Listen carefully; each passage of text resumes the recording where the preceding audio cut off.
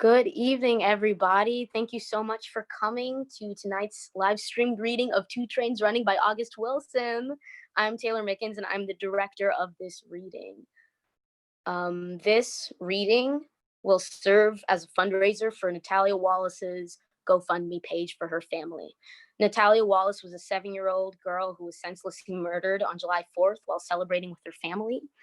And so this is to serve as support and raise awareness for the violence that the Black community faces from systematic racism every single day. Let me say, if there are technical issues, just stand by and they will probably resolve within a minute or so, and enjoy this reading. Two Trains Running by August Wilson. Oh, I'll also read the stage directions. The setting. It is Pittsburgh, 1969. The action of the play takes place in a restaurant across the street from West's funeral home in Lutz's Meat Market. It is a small restaurant with 4 stools, a counter, and 3 booths lined against one wall. The menu is printed on a blackboard behind the counter. Act 1, Scene 1. The lights come up on the restaurant. The menu reads, beans with corn muffins, 65 cents. Chicken with 2 sides, $2.45. Meatloaf with 2 sides, $2.35. Sides. Collard greens, mashed potatoes, green beans, macaroni and cheese, potato salad. The winning number combination on the previous day, 651, is also written on the menu board. Wolf is in the telephone booth. He comes out, shuffles some papers, and starts to his seat at the counter when the phone rings. He answers it just as Memphis enters from the back carrying a newspaper. Wolf, 864. Box for $1? Yeah, I got that. Hey, Wolf. I done told you about that. You can't be tying up my phone with them numbers. 731 straight for $1. Okay. I told you about tying up my phone with them numbers. I don't want that in here. Who's trying to call you? Rissa will tell you ain't nobody trying to call you. My lawyer might be trying to call me. That's what happened to Harvey before he got them 10 years. He's sitting around waiting for his lawyers to call him. If I was him, I would have been in Cleveland or Detroit. No, he want to sit around and wait on his lawyers to call him. This a civil lawyer. There's more than one kind of lawyer, but you don't know nothing about that. I know there's different kinds of lawyers. The NAACP got all kinds of lawyers. They don't do nobody no good. Hey, Rissa, give me some sugar. That's the second time this week that 651 hit. I don't know the last time I can recall a number coming twice in the same week. That was LB's number. If he was still living, he'd be in big money. They had that 694 come twice around a year ago. Milt hit for $5 both times, got mad because he didn't have $20 on it. Let me get some sugar, Rissa. Rissa enters from the back. Rissa is a young woman who, in an attempt to define herself in terms other than her genitalia, has scarred her legs with a razor. I remember that. I had 696. I switched off to 692 when it came back 694. I remember that. You talk about Milt being mad. I don't know why people waste their money playing numbers. Time you hit, you're just getting back what you put in. It's the same thing as putting money in the bank. This way, you might take out more than you put in, but Mellon ain't gonna let you do that. The numbers give you an opportunity. If it wasn't for the numbers, all these niggas would be poor. It wasn't until I hit the numbers 8 or 9 years ago that I got to the point where I could change my clothes every day. See, most of these niggas around here can't do that. The only way they can do that is to hit the numbers or get lucky in a crap game. The ones that working, the only way they can do anything is wait on their income tax return. Half the time the government cheat them out of that. You hear from your old lady, Memphis? Don't bring up that woman to me. I ain't heard from her. I know where she is. She up at her sister's house. She been up there 2 months since she left. 22 years. I gave her everything I had for 22 years. No. I gave her everything I had when I met her. Then I gave her everything I could get a hold of for the next 22 years. And then when she was leaving, she wouldn't even shake my hand. I know how that go. That's why I don't mess with these women, but so far. I ain't never left nobody in bad manners. I'm standing there trying to say, may God bless you everywhere you go. And she wouldn't even shake my hand. Maybe she didn't like the way you was treating her. I treat that woman like she was a queen. Treat her like she made out of gold. Try to give her everything she wants. She said, baby, I want a car. She got a Cadillac. She want a TV. She got a color TV. It might take me a little while. Her wants may be too big for my pocket, but I work it out and come up with something. I was working on the dishwasher when she walked out. I would have got her that, but the plumbing got to be right. I'm talking to John D about him fixing up the plumbing, and she got up and walked out the door. You talking about she tired of the way I treated her. I treated that woman like she was the Queen of Sheba. Maybe she don't see it like that. She had to leave for something. I ain't done nothing but ask her to get up and make me some bread. And she got up and walked out the door. Now, I know she don't expect me to make it myself. Got up and walked out the door. I went down there and saw her, asked her what the matter was. She told me she was tired. Now, how you gonna get more tired than I am? I'm the only one wrestling with the world. She ain't got to do nothing but stay home and take care of the house. She got it nice, talking about she tired. She wasn't too tired to make them 4 babies. Hey, Wolf. What's happening, Holloway?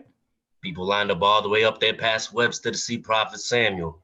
They was lined up there before the doors opened. West ain't had a chance to open his door before they were all trampling through there.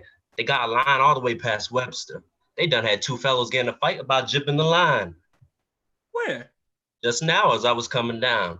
Man tried to slide in there beside somebody he knew and got in a fight about it. I knew it was going to be crowded.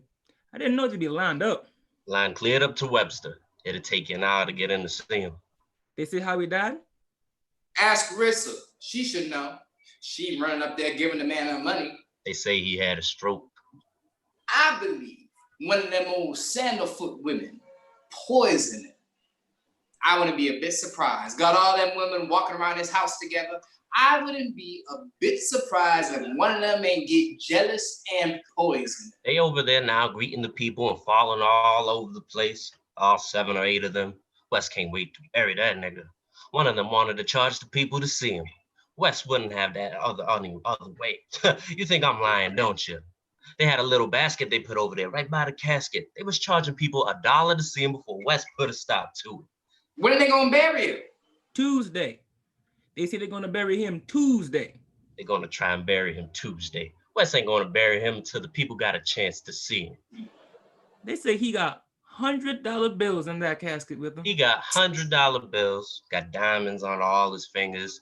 They got it roped off.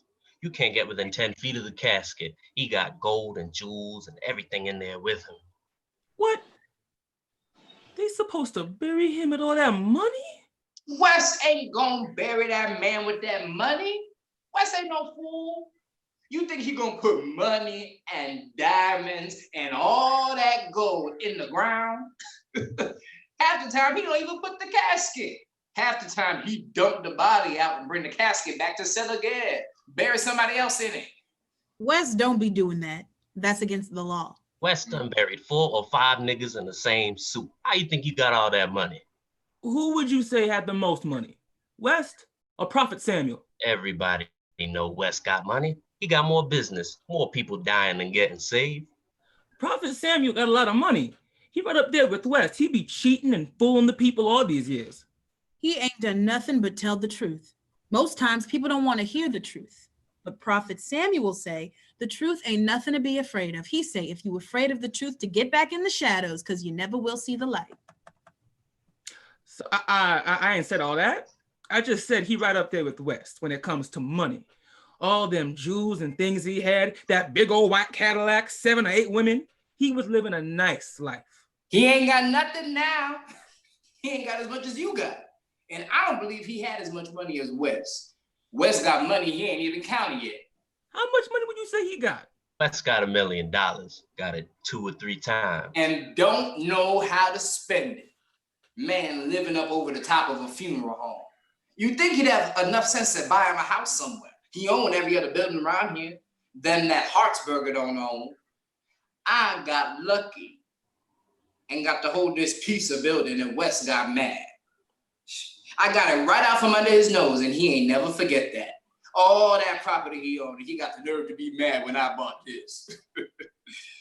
Wes got mad when he found out LD sold me everything. He been trying to buy it from me ever since. Walked in the next day and offered me $8,000 for it. Now that was a good price, but see, he ain't know it had come to mean much more to me than that. I had found a way to live for the rest of my life. When they gonna tear it down? You know how the city is. They've been going to tear down this whole block for the last 20 years. They told me to be downtown Tuesday. Now they liable to wait another 20 years before they tear it down, but I'm supposed to be down there Tuesday and find out how much they're gonna give me. What are you gonna do when they tear it down? Ain't nothing to do, unless I do like Wes and go into the undertaking business. I can't go out there and Squirrel Hill and open up a restaurant. Ain't nothing gonna be left around here. Supermarket, gone. 2 drugstores, the 5 and 10. Doctor done moved out. Dentist done moved out. Shoe store gone. There ain't nothing gonna be left but these niggas killing one another. That'll never go out of style. West gonna get richer and everybody else gonna get poor. At one time, you couldn't get a seat in here. Had the jukebox working and everything. Time somebody get up, time somebody sit down before they could even get out the door. People coming from everywhere. The man used to come here twice a week to collect the jukebox. He making more money than I am. He pays 75 cents for the record and he make $200 off it. If it's a big hit, he liable to make 400. The record will take out all the quarters you can give it. It'll never wear out. The chicken be gone by Sunday. It ain't nothing like that now. I'm lucky if I go through a case of chicken a week. That's all right. I'll take that. I ain't greedy. But if they want to tear it down, they're gonna have to meet my price. They ought to give you a good price. That's what I hear. When the city buys something, they give you a good price. They give white folks a good price. Most times that be who they buying it from. Well, they gonna give me just like they give them. I bought it 8 years ago for $4,500 and I ain't taking a penny less than $25,000. You ought to be able to get that. Let me get $1 on that 764. If that come out, that'll hold me to the city do their paperwork. If that come out, I might buy me a new pair of shoes.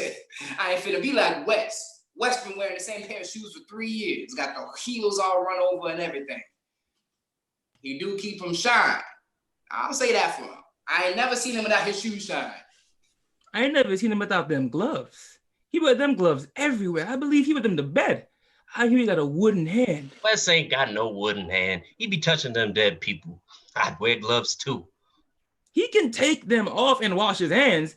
He don't be touching them all the time. I ain't never seen him without them gloves. I ain't never seen him in nothing but black. Everything he wears is black. Black hat, black suit, black shoes, black tie. The only thing he wears is that white shirt. Everything else, black. That's what he's supposed to wear. All undertakers wear black. What'd it look like if he showed up to bury somebody in a red suit? They supposed to wear black. He do make them bodies look good. He make them look natural. People kill me with that. How somebody dead gonna look natural? That's what the people say. They say they look better than when they was living. That's why the people like West. The people like Wes, cause he get the cars there on time. He say he be there to pick you up at 1 o'clock. That's what time he comes. He be real nice and polite. It's no sir and yes ma'am. Watch your step. Can I get you some water? The people like that. You even act like you gonna faint and Wes will be right there at your elbow. He do all that after he get the money. Quite naturally, he gonna get the money first. You go over there looking for a pine box and walk out with a $5,000 silver satin-lined casket, guaranteed to be leak-proof. That's what get me. For an extra $100, he give you a 20-year guarantee that the casket ain't gonna leak and let the water seep in. Now, how dumb can anybody get? You gonna dig up the casket 20 years later to see if it's leaking and go back and tell Wes to get your $100 back? The first time it rained, water's liable to drown the corpse. You don't know. Yet you'd be surprised at the number of people who come out of there talking about their 20-year guarantee. Then if that ain't enough, he charge you another $100 to get the casket with the lock. Like somebody gonna go down there and steal the body if it ain't locked up. Yet they come out of there clutching this little key he gave them. Wes the only nigga I know that can cheat and rob the people, and the people be happy to see him, calling him Mr. West. How you doing, Mr. West? Have a nice day, Mr. West. Good to see you, Mr. West. He done cheated him out of $400 or $500, and they talking about, have a nice day, Mr. West. I don't want West to bury me. I'll go anywhere else. Charles, McTurner, Harris, I'll let anybody bury me but West. Hell, I'm liable to do like them white folks and get cremated. What you got against West? I ain't got nothing against him. I just don't want him standing over me when I'm dead. I'd rather have a stranger standing over me. You ain't gonna know nothing about it. What you care who be standing over on top of you? You talk foolish. West don't care nothing about you. The last person West buried that he cared about was his wife. He don't care nothing about you. You just be another dead nigga to him. I doubt if West can tell one nigga from another. Man got 4 or 5 viewing rooms and don't have no trouble keeping someone in all of them. I remember one time he had 2 niggas laid out in the hallway and one on the back porch. Most of them had welfare caskets, but West don't care because the government pay on time. He might have to worry about his money out of some of them other niggas, but the government pay quicker than them insurance companies. Wasn't nothing but a pine box with some cloths stretched over it. That's what the welfare casket was. They ain't changed. That's what they is now. He gonna give me my ham. He gonna give me my ham. I want my ham. He gonna give me my ham. Hambone, where you been? What'd I tell you? It don't matter whether you got any money or not. You come and get something to eat, you hear? He gonna give me my ham. He gonna give me my ham. How you been? You doing all right? He gonna give me my ham. He gonna give me my ham. You go on and eat. I got something for you. He gonna give me my ham. All right, that's enough of that now. I want my ham. He gonna give me my ham. Here, put this on. It be cold out there sometimes at night. You button it up too. Rissa, you been over to see Prophet Samuel yet? I know you're going over. I ain't going. I don't want to see him like that. Rissa been around here crying for 2 days. I told her the man got to die sometimes. Ain't nothing to it. Ain't nothing but a dead body laying up there. That's what I know. That's why I don't want to go. Ain't nothing to be scared of. I done seen a whole bunch of dead niggas. You laying around here following the man, running around, giving the man your money, talking about Prophet Samuel this and Prophet Samuel that, and now you don't want to go pay your respect. Rissa, I'll go over with you anytime you want to go. Here, put that in the jukebox. It's broke. I thought it was just fixed. Memphis, I thought you were going to get a new jukebox. I told Zanelli to bring me a new one. That's what he said he was going to do. You've been saying that for the last year. Rissa, get on back there and get that chicken ready. You ain't got time to be standing around.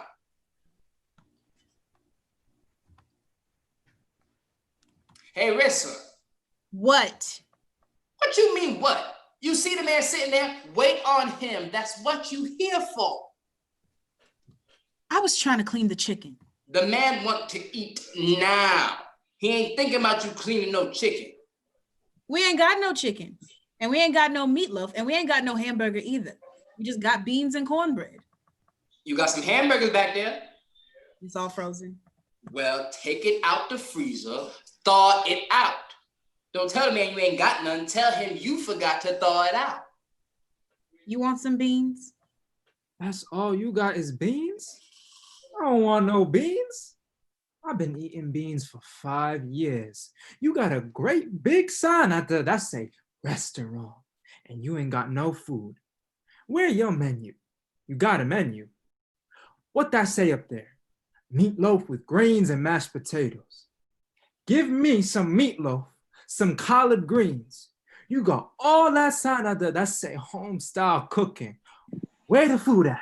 You got to come back. I ain't wait shopping yet. She has some chicken in a minute. Rissa, go back there and get on that chicken. You've been back there half an hour and you ain't even got the grease in the pan. She'll fry you up some chicken in a minute. She got the rice on. I told you ain't but half a box of rice. Well, cook that up. That's better than nothing. You ought to put a sign up there that say "Gone shopping." Say, baby, give me a cup of coffee. Go on and give him some coffee and get back up to frying that chicken before somebody else come up in here. You want cream? I like it black. Oh, I know you. I know who you are. Oh, yeah? You Rodney's sister. What happened? Where'd you get them hips from? You used to be a little skinny old thing. You don't remember me? Sterling Johnson. Used to be with Rodney all the time. You don't remember me. That's all right. I remember you. Rissa, get on back there and get to work. You ain't got time to be standing around talking. It's an old friend of mine. I knew her before you did. Her name is Clarissa Thomas. She got a brother named Rodney. I don't care how long you known her. She working now. She can't be standing around talking. She got things to do. Say, baby, if you get fired, I can't take care of you. I'm trying to find a job myself. I just got out the penitentiary. I ain't worried about getting fired. Where's Rodney staying? I kind of got out of touch with him. He moved to Cleveland. He said he had to get out of Pittsburgh before he killed somebody. Me and him had some fun times together. You remember, I used to come up to the house and eat all the time. That was you that was doing all the cooking. Rodney say, "Come on, man, my sister got something to eat." Then we used to come up there. You used to be skinny. I wasn't all that skinny. I don't know how skinny you were, but you sure grown up now. What's your phone number? I ain't got none.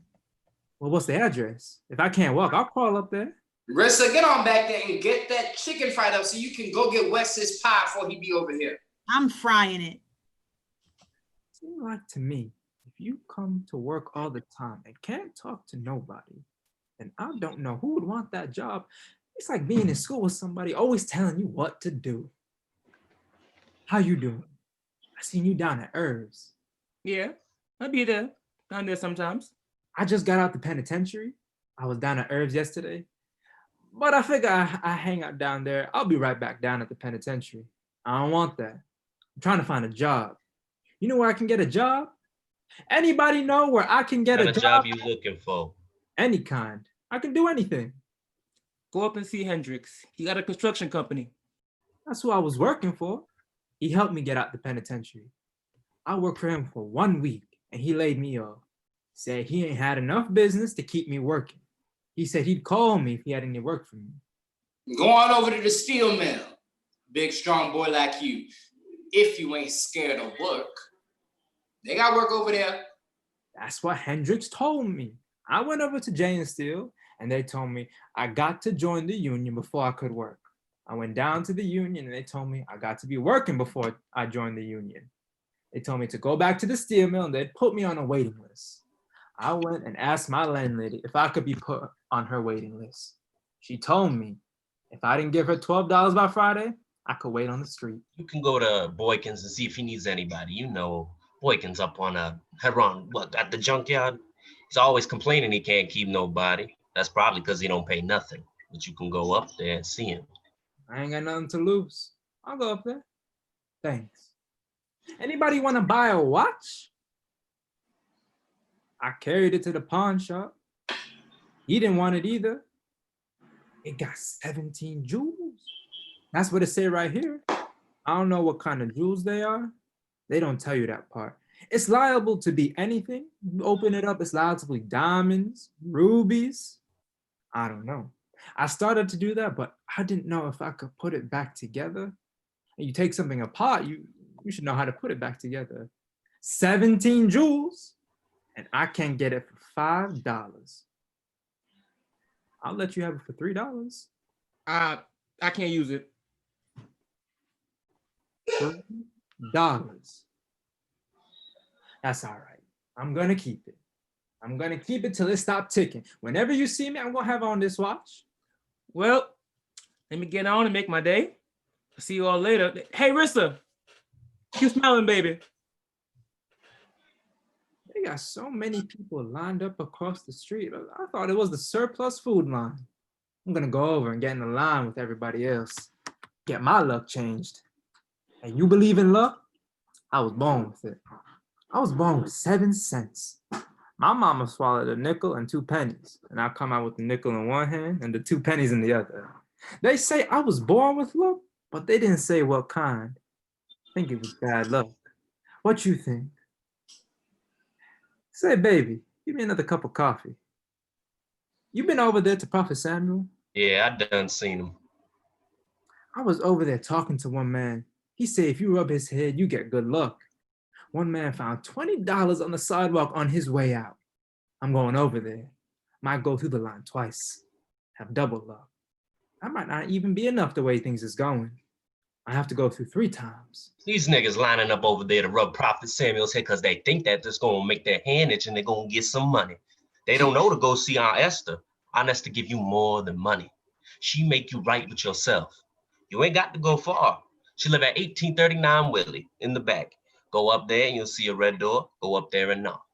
I want my hand. I want my hand. Aunt Esther got a power because she got an understanding. Anybody live as long as she is bound to have an understanding. He gonna give me my hand. I want my hand. Somebody got his hand. Who got your hand, man? Somebody took your hand? He talking about Lutz across the street. He painted his fence for like about 9, almost 10 years ago, and Lutz told him to give him a ham. After he painted the fence, Lutz told him to take a chicken. He said he wanted his ham. Lutz told him to take a chicken or don't take nothing. So he wait there every morning till Lutz come to open his store and tell him he wants his ham. And he ain't get it yet.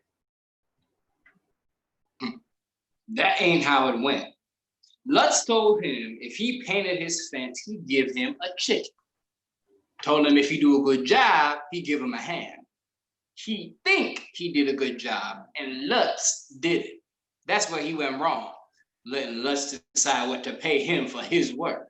If you leave it like that, quite naturally, he gonna say it ain't worth the higher price. He gonna give me my ham. He gonna give me my ham. I want my ham. All right, I told you. That's enough of that. He gonna give me my ham. He gonna give me my ham. All he got to do was go see Aunt Esther. Aunt Esther could straighten him out. Don't care whatever your problem, she can straighten it out. You think she can help find me a job? I want to open me up a nightclub. Whatever your problem is, it don't even make a difference to Aunt Esther. She can help you with anything. Where she live at? What's that address again? 1839 Willie, in the back. Knock on the red door. You can't miss it.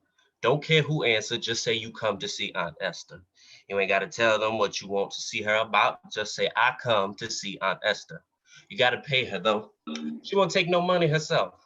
She'll tell you to go down there and throw it into the Ripper. Say it'll come to her.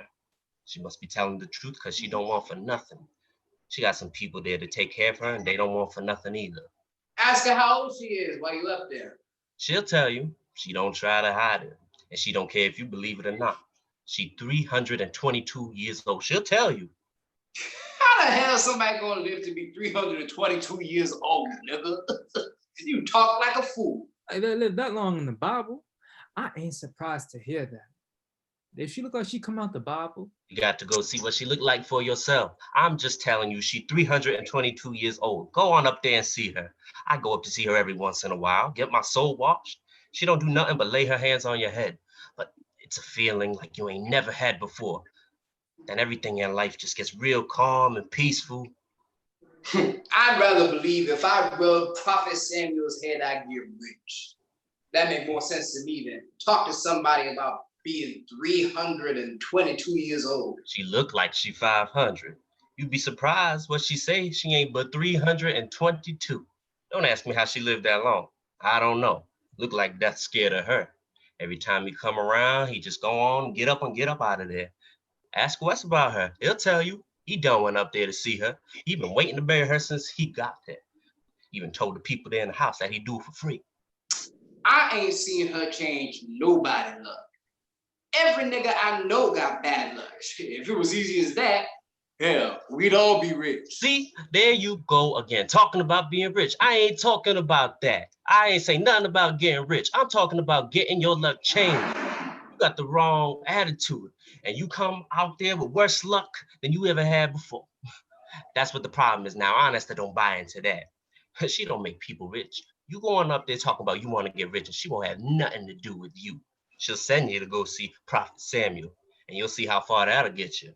Most people don't know Prophet Samuel went to see Aunt Esther. He wasn't always a prophet. He started out as a reverend.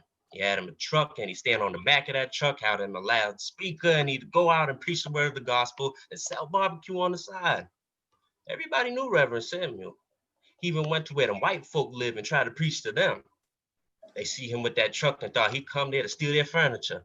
Called the police on him many a time. He'd go on and pay $50 fine for preaching without a permit and then go on back out there. They had him in big trouble one time. He had all this money going to his church and they arrested him for income tax evasion. That's when he went to see Aunt Esther. He walked in there a reverend and walked out a prophet. I don't know what she told him, but he went to see the mayor. Say if they arrested him, they had to arrest Mellon too. Say God was going to send a sign. Then the next day, the stock market fell so fast they had to close early.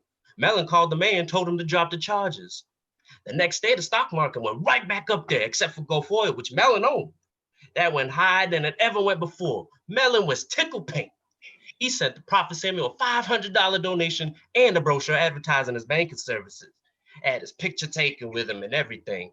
And that's when Prophet Samuel went big. The police didn't bother him no more. Wouldn't even give him a parking ticket. If he hadn't started walking around in them robes going barefoot and whatnot, there ain't no telling how big he would have got. A lot of people didn't like him wearing them robes, baptizing people in the river and all that kind of stuff. That's the damnedest thing I ever heard. Don't take my word for it. Go on up there and see yourself. Go knock on the door. You don't have to be scared. I ain't scared. What I gotta be scared of? I just don't believe in all that stuff.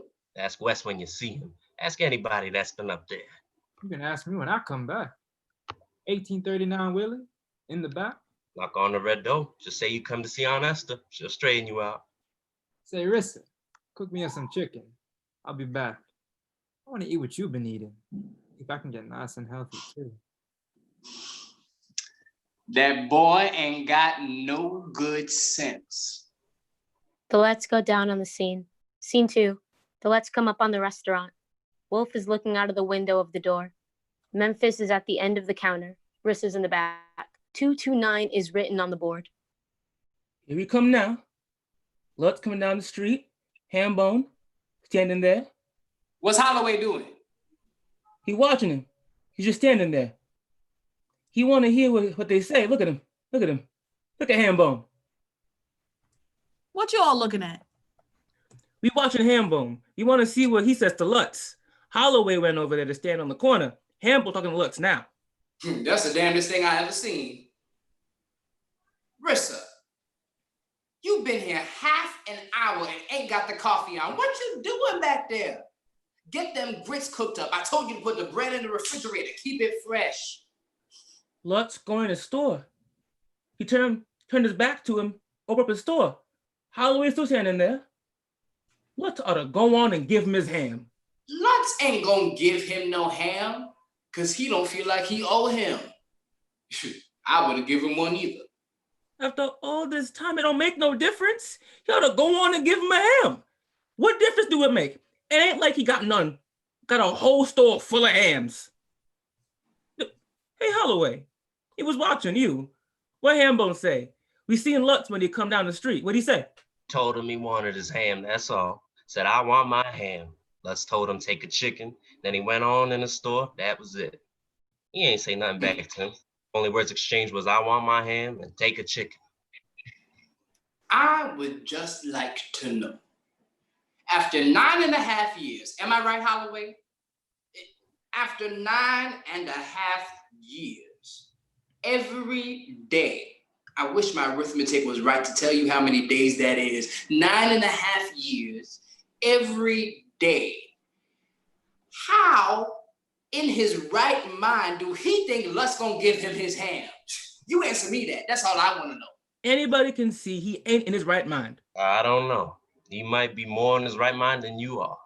He might have more sense than any of us. Would you stand over there every morning for 9.5 years? I ain't saying that. Nah, hell no. I wouldn't stand over there for 9.5 years, but maybe I ain't got as much sense as he got. You tell me how that makes sense. You tell me what sense that makes. I'll tell you. Now, you take me or you. We ain't gonna do that. We ain't gonna go ahead and forget about it. We might take a chicken and we're gonna go home and cook that chicken. But how is it gonna taste? It can't taste good to us. We're gonna just be eating it just to be eating. How we gonna feel about ourselves? Every time we even look at the chicken, we're gonna have a bad taste in our mouth. That chicken's gonna call up the taste. It's gonna make you feel ashamed. Even if it be walking around, flapping its wing, it's gonna remind us of that bad taste. We ain't gonna tell nobody about it. We don't want nobody to know. But you can't erase it. You got to carry it around with you. This fella here, he say he don't want to carry it around with him, but he ain't willing to forget about it. He trying to put the shame on the other foot. He trying to shame Lutz into giving him his hand. And if Lutz ever breaks down and give it to him, he gonna have a big thing. He gonna have something he gonna be proud to tell everybody. He gonna tell his grandkids if he have any. That's why I say he might have more sense than me and you, because he ain't willing to accept whatever the white man throw at him. It'd be easier, but he just say he don't mind getting out of bed in the morning to go at what's right. I don't believe me and you got that much sense. That's that old backward Southern mentality. When I come up here, they had to teach these niggas they didn't have to tip their hat to a white man. They walk around here tipping their hat, jumping off the sidewalk, talking about, yes, sir, Captain. How you doing, Major? How long you been up here, Memphis? I've been up here since 36. They ran me out of Jackson in 31. I hung around Natchez for 3 or 4 years, then I come up here. I was born in Jackson. Used to farm down there. They ran me out in 31, killed my mule and everything. One of these days, I'm gonna go back and get my land. I still got the deed. Got an uncle and a bunch of cousins down in Jackson. When I left out of Jackson, I said I was gonna buy me a V8 Ford and drive by Mr. Henry Ford's house and honk the horn. If anybody comes to the window, I was gonna wave. Then I was going out and buy me a 38.06. Come on back to Jackson and drive up to Mr. Stovall's house and honk the horn. Only this time, I wasn't waving. Only thing was, it took me 13 years to get the Ford. 6 years later, I traded that in on a Cadillac, but I'm going back one of these days. I ain't even got to know the way. All I got to do is find my way down to the train depot. They got 2 trains running every day. I used to know the schedule. They might have changed it, but if they did, they got it posted up on the board. The oven's on. I'm going to get the pie. A man would be happy to have a woman like that, except she done ruined herself. She ain't right with herself. How's she gonna be right with you? Anybody take a razor and cut up on herself ain't right. If she cut her leg, she might cut your throat. That's the way I see it. Other than that, any man be glad to lay up next to that every night. Something ain't right with a woman that don't want no man. That ain't natural. If she say she like women, that be another thing. It ain't natural, but that be something else. But somebody that's all confused about herself and don't want nobody, I can't figure that out. That's what the problem is. You trying to figure out where to put her. I know Rissa. She one of them gals that matured quick. And every man that's seen her since she was 12 years old think that she go lay up with them somewhere. She don't want that. She figures she made her legs ugly that would force everybody to look at her and see what kind of personality she is. She a mixed up personality. Anybody can see that. That's plain to see. Who want a woman after she done that to herself? I don't want her. I don't know what she might do to me. They had her down at Western Psych. They couldn't find nothing wrong with her. They tried every kind of counselor they could think of. She don't need no counselor. She ain't nothing wrong with Rissa. All she need is a good man. Trust me, I know Rissa. You don't know her like you want to know her. Don't nobody know her. I know Rissa better than people think I do. That's what I'm trying to say. I know that all she needs is a man. Somebody to make her feel like a woman. She ain't had that in 6 years that I know of. Common sense say after 6 years, she need a man. I see what that Sterling be eyeing her. He be after her, but he don't know Rissa. He don't know her like I know her. Maybe he a better man than me. I don't know. But if I had to say, I don't think so. You want anything, Memphis? Give me $1 on 421. Holloway? I'm gonna wait till I get me a good dream. I can't dream about nothing. I'll catch you all later. Hey, Holloway, you know what I just found out? You know who that boy is? That Sterling boy? I was talking to Hendrix. That's the boy that robbed that bank and was out spending money 10 minutes later. You remember that? Hendrix gave him a job to help him get out, and the boy worked 1 week and quit. See, Hendrix don't know. He don't know like I know. He trying to help him, but that boy don't want to Say work. Hendrick laid him off, but I can't blame him if he did quit. Who wanna haul bricks on a construction site for $1.25 an hour? That ain't gonna help him. What's he gonna do with $10 a day? That's $10 more than he got now. His granddaddy used to work for $3 a day. He doing good. I ain't talking about that. Hell, his great granddaddy used to work for nothing for all that matter. I'm talking about how he can make $200 or $300 a day gambling. If he get lucky. If he don't, somebody else will get it. That's all you got around here is niggas with somebody else's money in their pocket and they don't do nothing but trade it off with each other. I got it today and you got it tomorrow. Until sooner or later, as sure as the sun shines, someone gonna take it and give it to the white man. The money go from you to me to you, and then bingo, it's gone. From him to you to me, then bingo, it is gone. You give it to the white man, pay your rent, pay your telephone, buy groceries, see the doctor. Bingo, it's gone. Just circulate it around till it find that hole, then bingo. Like trying to haul sand in a bucket with a hole in it. By the time you get where you going, the bucket empty. That's why $10 a day ain't gonna do him no good. A nigga with $500 in his pocket around here is big man. But you go out there where they at. You go out to Squirrel Hill, they walk around there with $5,000 in their pocket trying to figure out how to make it into $500,000. Ain't nothing wrong in saving your money and do like they do. These niggas just don't want to work.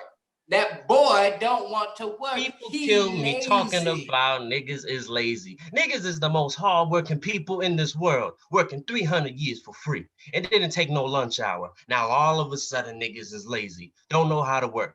All of a sudden when they got to pay, niggas ain't no work for him to do. If it wasn't for you, the white man would be poor. Every little bit he got, he's standing on top of you. That's why he could reach so high. He give you $3 a day for 6 months, and he got him a railroad for the next 100 years. Oh, you got 6 months worth of $3 a day. Now you can't even get that. Ain't no money in niggas working. Look out there in the street. If there was some money in it, if the white man could figure out a way to make some money by putting niggas to work, we'd all be working. He ain't building no more railroads, he got them. He ain't building no more highways. Somebody done already stuck the telephone poles in the ground. That's been done already. The white man ain't stacking no more niggas. You know what I'm talking about? Stacking niggas, don't you? Well, here's how that go. If you ain't got nothing, you can go here and get you a nigga. Then you got something, see? You got one nigga. If that one nigga get out there and plant something, get you something out the ground, even if ain't nothing but a bushel of potatoes, then you got one nigga and a bushel of potatoes. Then you take that bushel of potatoes and you go get you another nigga. Then you got two niggas. Put them to work and you got two niggas and 2 bushels of potatoes. See, now you can buy 2 more niggas. That's how you stack a nigga on top of a nigga. White folks got more stacking. And I'm talking about they stacked up some niggas, stacked up to close to 15 million niggas. If you stack them to top one another, they make 6 or 7 circles around the moon. It's lucky the boat didn't sink with all them niggas they had stacked up there. It took them 2 extra months to get here because they ride so low in the water. They couldn't find you enough work back then. Now they got to pay you. They can't find you none. If it was different times, wouldn't nobody be out there on their streets? They'd be out in the cotton field. I still say that boy don't want to work. Hey, Wes. Rissa, how you doing, Mr. West? Let me get a little bit of sugar, Rissa. I see they lined up out there. Yeah, I finally got them laid out like they wanted, and the people over there trying to rub his head. I got it roped off, but they duck right under the rope talking about they didn't see it. I ain't been over there yet, but Holloway said they got all kinds of jewels and $100 bills in the casket with it. I don't know how that got started. That man ain't got nothing but a couple of rings, that gold cross he wear, and $200 bills. Got one in his breast pocket and one wrapped around his finger, tucked and glued in his hand. You ain't glued the man's money in his hand. Yeah, I did. I done learned in this business. I can't tell you how many rings and watches and whatnot have disappeared. I know you ain't gonna put that money in the ground. I'll bury anything with anybody. You'd be surprised what people want in their casket with them. I done buried people with Bibles, canes, crutches, guitars, radios, baby dolls. One lady brought some tomatoes from her sister's garden. She didn't just want me to put them in there. She wanted to tell me where to put them. That wouldn't have been so bad, but she kept changing her mind. People's something. They don't understand that dead folks don't know nothing. They don't know them tomatoes is in there with them, but the family know. That's who it's important to. It took me a while to figure that out. But I don't mind putting anything in there with anybody, as long as the casket close. Is you gonna put that money in the ground? That's all I wanna know. Most times the family come and get the money before you close the casket. Take off their rings and everything else. I hate to even lay people out with jewelry, because the family come and remind you every day that it ain't supposed to go in the ground. Holloway say they was over there taking up a collection. Say they was charging people to see it. I put a stop to that. I don't allow that kind of thing over there. I stopped them from doing that. What they say to you downtown there? I ain't went yet. I gotta go down there tomorrow. I'm going down there to see what they offer me. I ain't taking a penny less than $25,000. They ain't gonna give you no $25,000 for this building. It ain't worth that. They look up what you paid for it and double that.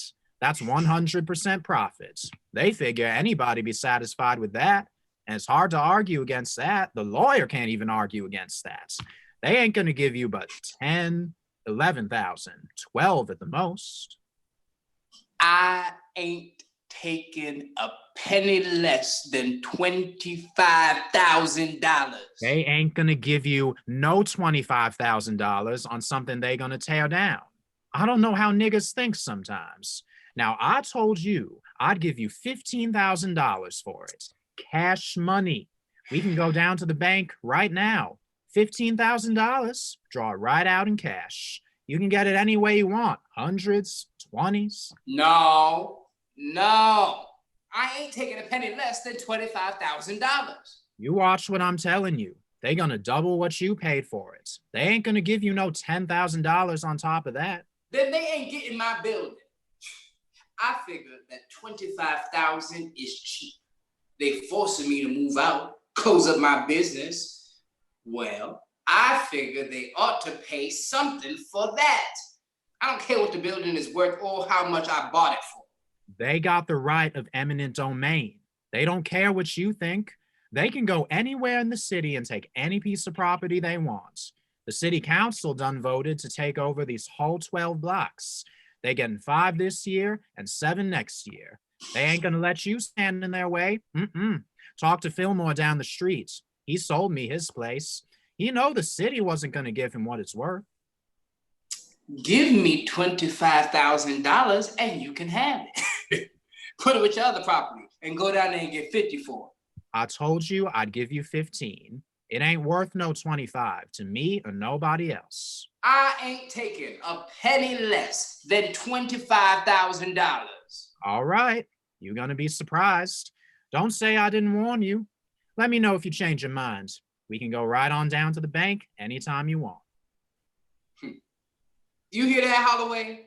The man owns so much property around here, the city gonna go broke trying to pay him for it. And he trying to hustle me. Hell, if he offered me 15 for it, I know it's worth 25. Maybe we're able to get 30. How you all doing? Hey, Rissa, let me get a cup of coffee. Did you go up there to see Aunt Esther? I went up there, got a red door just like you say. I knocked on the door. I must have knocked on it about 5 minutes. I was getting ready to leave when a man opened the door. Big man, must have been over 7 feet tall. I told him I wanted to see Aunt Esther, and he told me she was sick.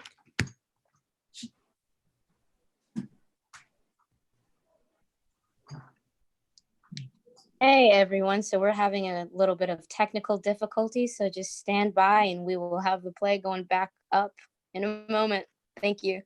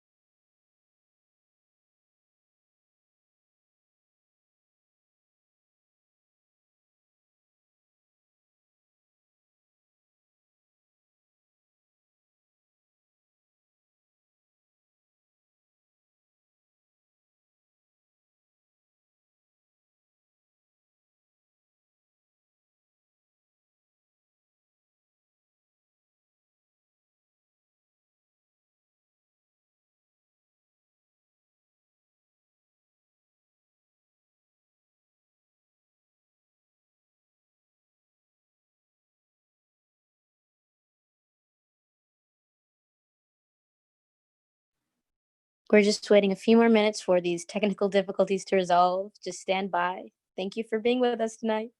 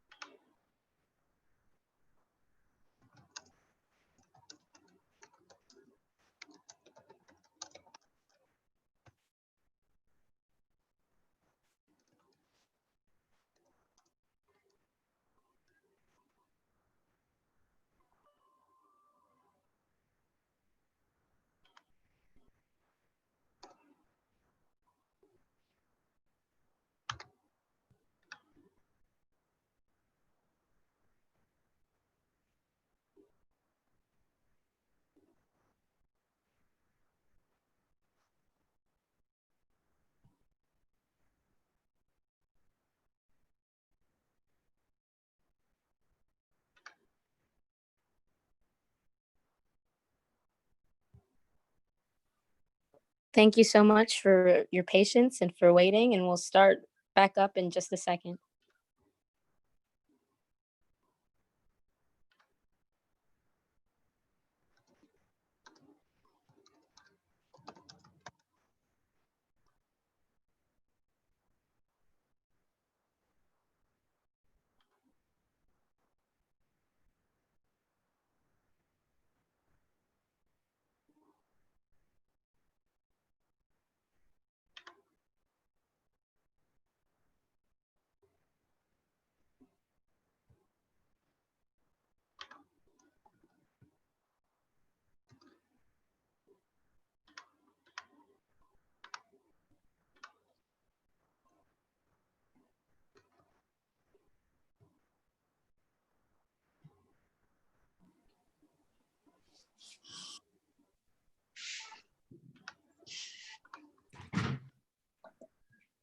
I went up there, got a red door just like you say.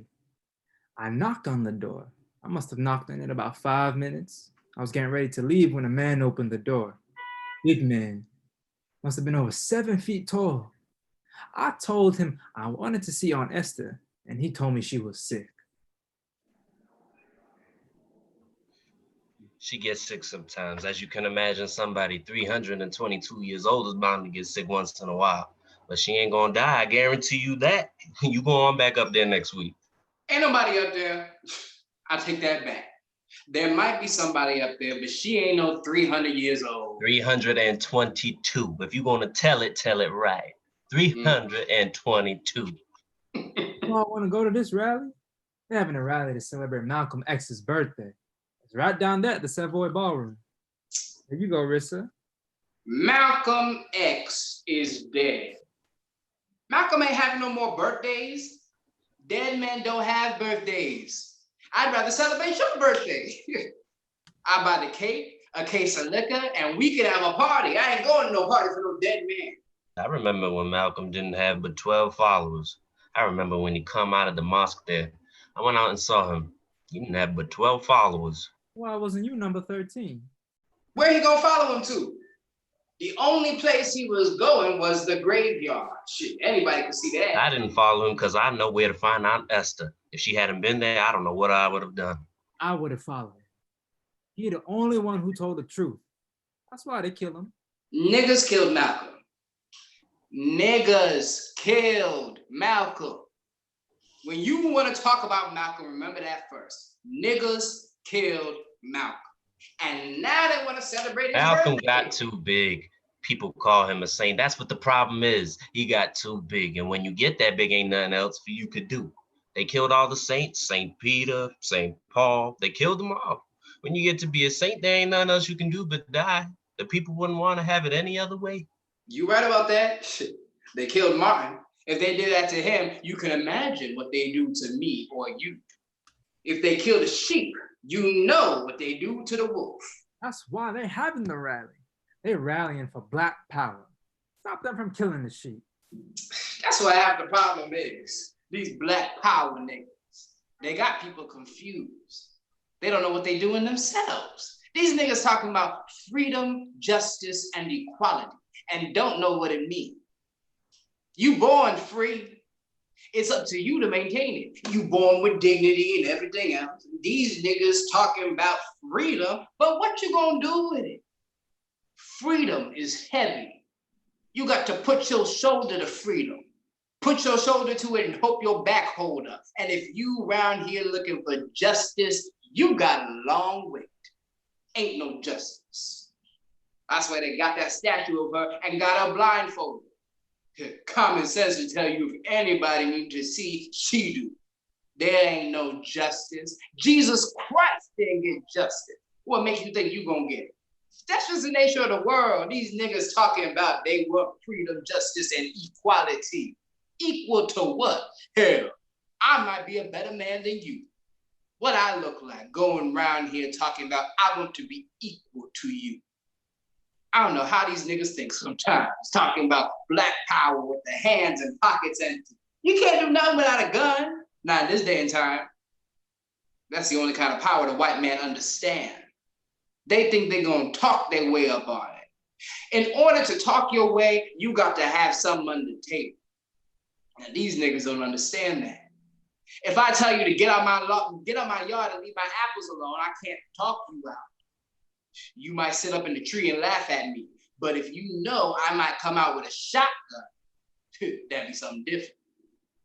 You have to think twice about whether or not you wanted some apples. These niggas around here talking about they black and beautiful. Sound like they trying to convince themselves. You got to think you ugly to run around shouting you beautiful. You don't hear me say that. Hell, I know I look nice. Got good manners and everything. Well, it say, come one, come all. You supposed to be there when it say that. But that's all right. If you don't go, I ain't gonna stop the show. He gonna give me my ham. He gonna give me my ham. No, take that on out of here. Rissa, don't give him nothing. Go on, take that somewhere else. He gonna give me my ham. He gonna give me my ham. I don't want to hear that today. Go on out of here with that. Here's your coffee, Hambone. I told you not to give him nothing. He ain't bothering nobody. Let him take that somewhere else. He ain't bothering nobody, Memphis. He just come in to get his coffee. He gonna give me my ham. He Go on over there and get it then. I want my ham. There he is. Go on over there. Come in here running off at the mouth. I'm tired of hearing that. He don't bother nobody. He bother me. Let him go on over there and get his ham. It ain't like Lutz hiding from him. That man is crazy. He let Lutz drive him crazy. Well, go on over there with Lutz and tell him. Don't tell me. Man been around here for 10 years talking about the same thing. I'm tired of hearing it. Memphis slams the restaurant door closed. The lights go down on the scene. Scene 3. The lights come up on the restaurant. Sterling sits at the counter eating a bowl of beans. The number is 460. Rissa is in the back. Say, Rissa, what you put in these beans? You must have stuck your finger in there or something. Give me another bowl. Give me a couple of them muffins too. I wanted to see Boykins about a job. He said he don't need nobody. He told me to go over to the steel mill. You don't know they got a waiting list too. Everybody got a waiting list. I saw Hambone. I was trying to talk to him. We got us a thing going. Most people don't understand Hambone. That's because they don't take the time. Most people think he can't understand nothing. But he understand everything what's going on around him. Most of the time, he understand better than they do. I seen Holloway a little while ago. He said he was going downtown to see about his Social Security. I didn't know he was that old. He said he was going down there and register. He used to paint houses. Sometimes he still do that. Going up on people's roofs. I told him, you never catch me going up there. I wouldn't go up unless it was flat on top. Then I wouldn't mind none. Where Memphis? He gone downtown to take care of his business. They're gonna tear the building down. That don't surprise me. Ain't nothing hardly around here no more, no way. They done tore down the orphanage down. I was born an orphan. My mama gave me away to Mrs. Johnson. She died and they put me in an orphanage down there at Turner Institute. I've been on my own since I was 18. That's 12 years now. I made it pretty good so far, except when I was in the penitentiary. What you go to jail for? I robbed a bank. I was tired of waking up every day with no money. I figured a man's supposed to have money sometime. Everybody else seemed like they got it. Seemed like I'm the only one and got no money. I figure I get my money where Mellon get his from. That was after Mr. Lewis at the orphanage died. Never would want him to know I would do something like that. After he died, I got kind of desperate. I just kept getting deeper and deeper in a hole. Wolf, you say you put them scars on your leg yourself. Wasn't you scared you was gonna bleed to death? They didn't bleed that much. I'd be scared to do something like that. We had one boy down at the Turner Institute named Eddie Langston. I will never forget that. He cut his wrists and bled to death. We was about 13. I tried to wake him up in the morning, and the whole bed was filled with blood. That stopped me from doing something like that. You want to go to this rally with me? They're having this rally for Malcolm X. You ought to come and go with me. And right down there at the Savoy Ballroom. They might have some dancing. You like to dance? If it be with the right person. I can't dance. I ain't never danced. I guess I could slow dance. Seem like anybody could do that. That ain't but so much grinding. I can't fast dance though. It seems kind of stupid to be moving around like that, like you should know better than to make yourself look silly. It ain't silly. You can't dance for real? I asked this girl one time and she said no. I never asked that nobody else. I started to one time. Something told me not to. It was down at the Workman's Club. I went in there and seen this woman. She was dancing with some other guys. She was laughing and having her a good time. I started to ask her to dance and changed my mind. Then I just forgot about dancing for good. You just didn't ask the right person. You have to hang that announcement up there. Somebody might want to go. It say, come one, come all. You ought to come and go with me. I don't want to go down there with all them people. I stay away from all that kind of stuff. You never see me hanging around a bunch of people. People don't pay you half as much mind as you think they do. That just be in your head. See, most people so busy trying to live their own lives, they ain't got time to pay attention to nobody else. I found that out. I used to think everybody cared about what I did. I robbed that bank and thought people would be mad at me. Half of them didn't even know I was gone. 5 years and nobody missed me. They didn't even think about me till they saw me again. You can go down there with me and won't nobody even notice. I don't care if they notice or not. I don't want to go down there with them niggas. There might be a riot or something. If a fight break out, you just get behind me. I won't let nobody hurt you. Not when you with me. I don't care if he was King Kong or Modded Joe Young. He got to come through me first. Miss Johnson taught me that. Told me not to let nobody hurt my sister. Said she'd rather see me hurt than her hurt. That made me kind of important. Made me feel strong. Like when I robbed the bank, that made me feel strong too. Like I had everything under control. I did until they arrested me. I still ain't going down there. I can't find no job. I got to keep trying to hit the numbers. You play numbers? I don't throw my money away like that. I know a lot of people play numbers. If you lucky, you can do all right. I've been trying to hit since I got out. I dreamt about dogs. I looked it up in the dream book. That didn't work. Found a quarter on the fourth step of my house and played 425. That didn't work. Now I'm counting cars. I count all the Buicks I see and I play with all the Cadillacs and Fords I see. If I had a telephone number, I'd play that. I don't know why people throw their money away. That 25 cents you found is 25 cents you could have had. You could have played the jukebox or something. I'm trying to get $2,500. I wouldn't mind taking a chance on that if I had me a good number. Play 781. How do you come up with that? I got 7 scars on one leg and 8 on the other. Where you get the one from? That's my business. One what? Go on, Sterling. I ain't playing with you. What? I just say where you get the one from. You getting all embarrassed? What you getting embarrassed about? I ought to play 782. We can put 1 and 1 together. Go on, Sterling. You asked me for a number and I gave you one now. If you want to play it, go on and play it. I'm gonna put $5 on that number 781. Wait, let me see. See how much money I got. I ain't got nothing right now, but as soon as I get me some money, I'm gonna play that 781.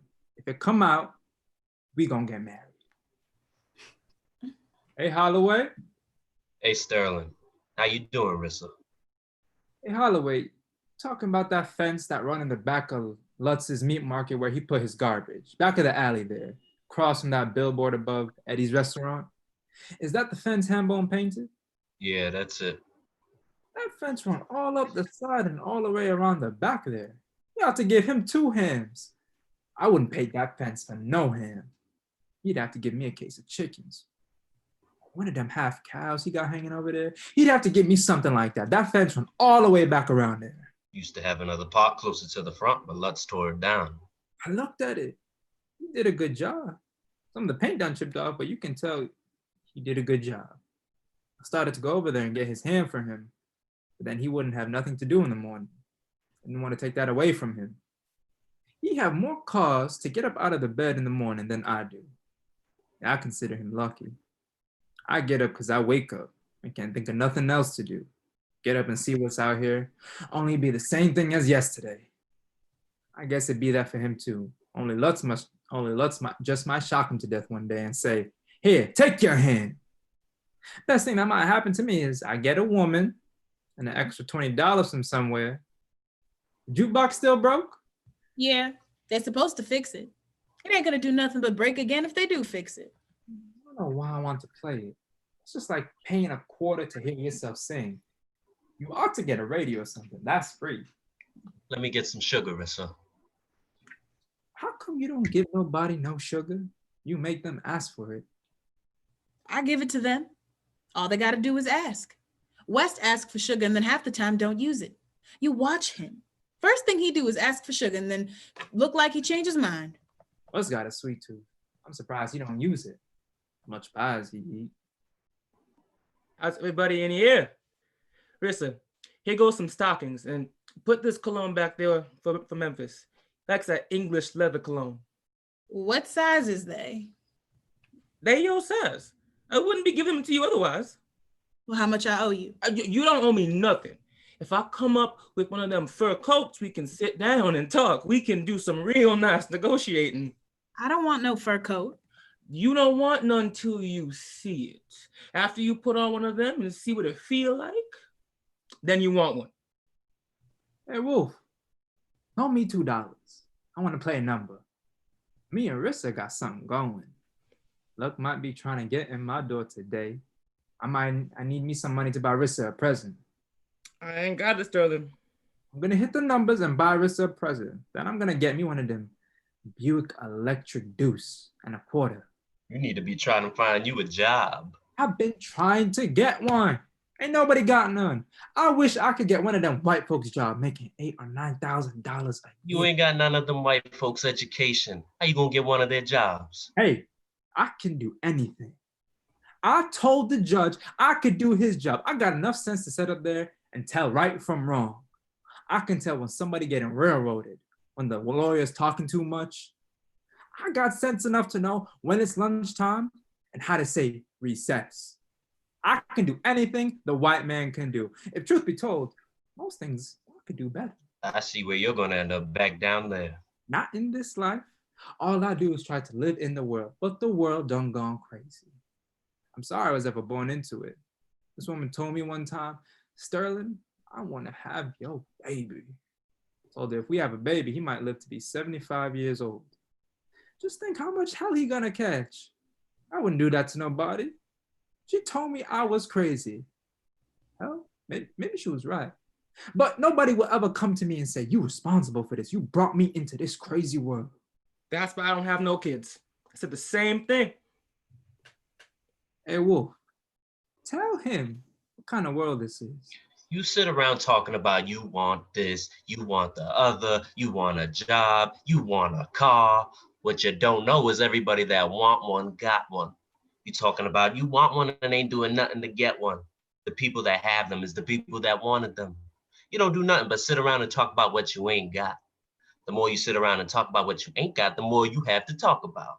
Wait 2 or 3 years and see what you have to talk about then.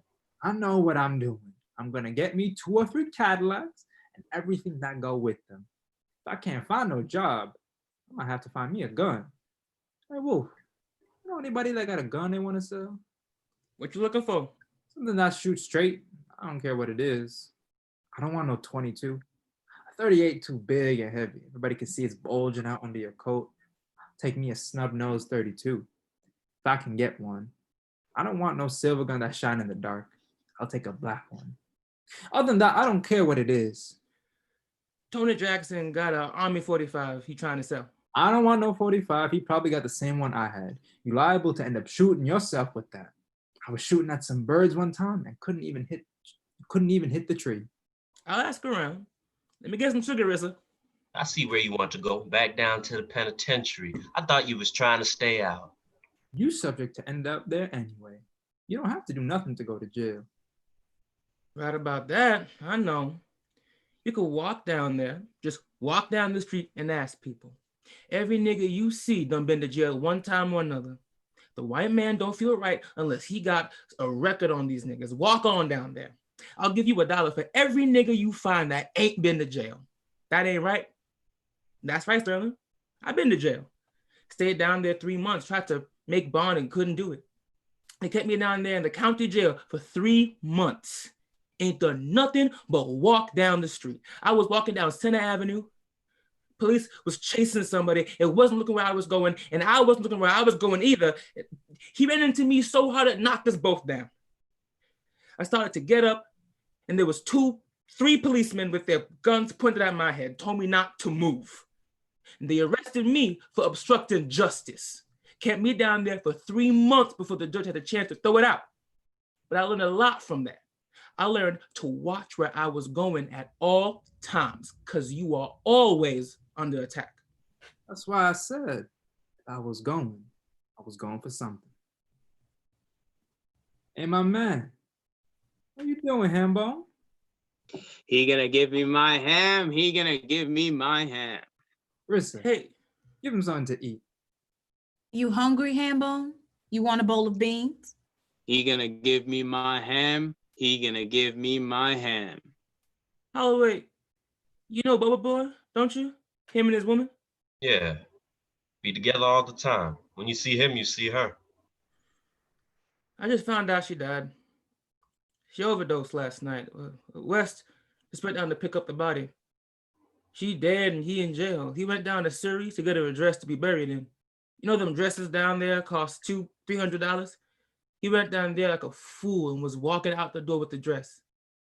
They arrested him. He can't even go to her funeral. The people are taking up a collection to see if they can get him out of bond. You want to give anything? Here go $1. Holloway, loan me $2. I ain't got no $2. If you had a job, you would have $2. Holloway ain't got no money. Here. That's for me and Hambone. How much is his bail? They got him on a $2,000 bond. I got to get $200. Go ask Wes. He got all that money. West ain't gonna give a dime. Whoever hit the numbers ought to put it in 10 or 20. That's what I say, but it don't always work out like that. And thanks. I'll see you all later. Let me get a dime on that 968 before you go. I dreamt about snakes. I don't know what Bubba Boy's gonna do now. I ain't never seen him without her. You see him with her all the time. It's been like that for 15 years. I used to look at them and say, that's how deep love get. I don't know what he gonna do now. I don't know either, but we're gonna try and get him out of jail. Hey, Hambone, how you doing? He gonna give me my ham. You want your ham? Sterling, don't be playing with him like that. I ain't playing with him. Yeah, Hambone got us a thing going. Ain't we, Hambone? He gonna give me my ham. I'm trying to build up his confidence in me. Ain't that right, Hambone? You don't know nothing about this. We talking man to man. Okay, Hambone, check this out. Now, you ready? First I say it, and then you say it. You ready? Now listen, take your time. Don't worry about getting it wrong, okay? Black is beautiful. See? Come on now. Black is beautiful. Beautiful. Yeah, see, you got it. Black is beautiful. Black is beautiful. I want you to remember that now. For the next time I see you, then I'll teach you something else, okay? He gonna give me my ham. He gonna give me my ham. These white folks crazy. Tell me my deeds say they can give me anything they want for my building. Say it got a clause. I told them I don't care nothing about no clause. What kind of sense it makes if they can't give me what they want? How much they offer you? $15,000. I raised all kind of hell. The judge looked at me like I was crazy. I told him I got a clause too. They ain't the only one got a clause. My clause say they got to give me what I want for it. It's my building. If they want to buy it, they got to meet my price. That's just common sense. I raised so much hell, the judge postponed it. Told me, talk to my lawyer. The lawyer looked at the deed and told me that they was right. I told him, I don't need you no more. Fired him right on the spot. He's supposed to be on my side. They left it like that till they could get me another lawyer. Who was your lawyer? Chauncey Ward. Supposed to be a big nigga down there. Chauncey Ward III. His daddy was a judge. You remember Chauncey Ward, the first black judge they had down there. He was deaf on niggers. Give one fella 500 years. I know Chauncey Ward. This his son. Ain't even looked at the paper good, talking about they right. I don't care what the paper say. He's supposed to fix it so they meet my price. I left out of there and called me one of them white lawyers, which is what I should have done in the first place. A fellow named Joseph Bartolomo. You got insurance? If you got insurance, you could burn it down. Nigga, is you crazy? Insurance costs 5 times what the building's worth. That's why I keep me them good tenants upstairs. I'm putting none of them fools up that's got liable to get drunk and burn down the place. When Mr. Collins died, I let it sit empty for 3 months till I got somebody up there that was responsible. Look back in the kitchen. Ask Rissler. I got 4 or 5 fire extinguishers back there. And you talking about burning down the place. That's the one thing I'm scared of. If I burn it down, I don't get nothing. I don't even get the 15,000. See, they don't know. The half ain't never been told. I'm ready to walk through fire. I don't bother nobody. The last person I bothered is dead. My mama died in 54. I said that I wasn't going for no more draws. They don't know. I feel just like I did when my mama died. She got old and gray and sat by the window till she died. She must have done that because she ain't got nothing else to do. I was gone, my brother's gone, sister's gone, everybody gone. My daddy was gone. She sat there till she died. I was standing down on Logan Street. Got the letter one day and the telegram the next. They usually fall on top of one another, but not that close. I got the letter say, if you want to see your mother, you better come home. Before I could get out the door, the telegram comes saying, it's too late. Your mother gone. I was trying to borrow some money. Called the train station and found out the schedule, and I'm trying to borrow some money. I can't go down there broke. I don't know how long I gotta be there. I ain't even got the train fare. I got $12.63. I got the telegram and sat down and cried like a baby. I could beat any newborn baby in the world crying. I cried till the tears all run down in my ears. Got up and went out the door and everything looked different. Everything had changed. I felt like I had been cut loose.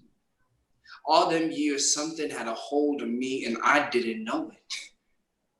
I didn't find out till they cut me loose. I walked out the door and everything had different colors to it. I felt great. I didn't owe nobody nothing. The last person I owed anything to was gone. I borrowed $50 from Wes and went on down to her funeral. I come back and said, everybody better get on out my way. You couldn't hold me down. It looked like then I had somewhere to go fast. I didn't know where, but I damn sure was going there. That's how I feel right now. They don't know I got a clause of my own. I'll get up off the canvas if I have to. They can carry me out feet first, but my clause say they got to meet my price.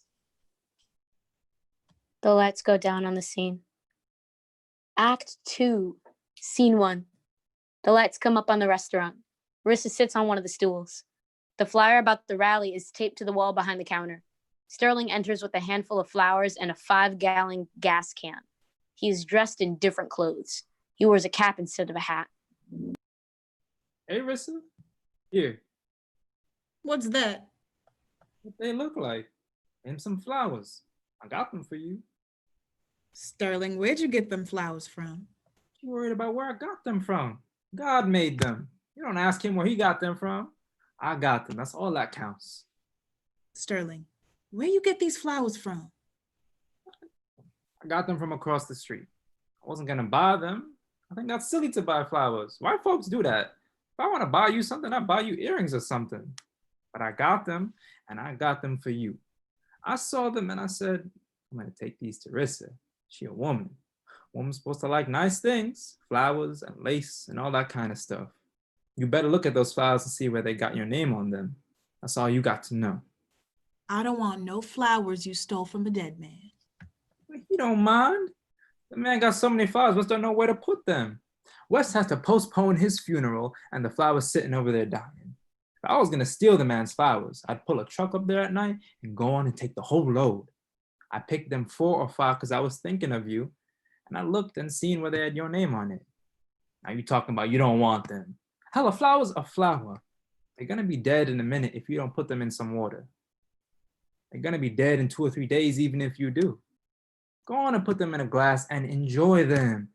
Prophet Samuel can't smell them. You don't even know they're there. Look, people throwing all that money away buying flowers. Wes gonna come over here and see these flowers. I'm gonna tell him where I got them from. I'll tell him myself. Wes don't care. He ain't gonna do nothing but take them out there and throw them in the ground. Hey, Holloway, you think Aunt Esther will be well yet? You can go back up there. 1839 Willie. In the back, knock on the red door. I got something I want to ask her about Rissa. You ain't got nothing to ask her about me. I want to find out something. I asked God to send me an angel. He said he couldn't do that, but he'd be sending me a teasing brown. I want to find out if you her. If you is, then look out, woman.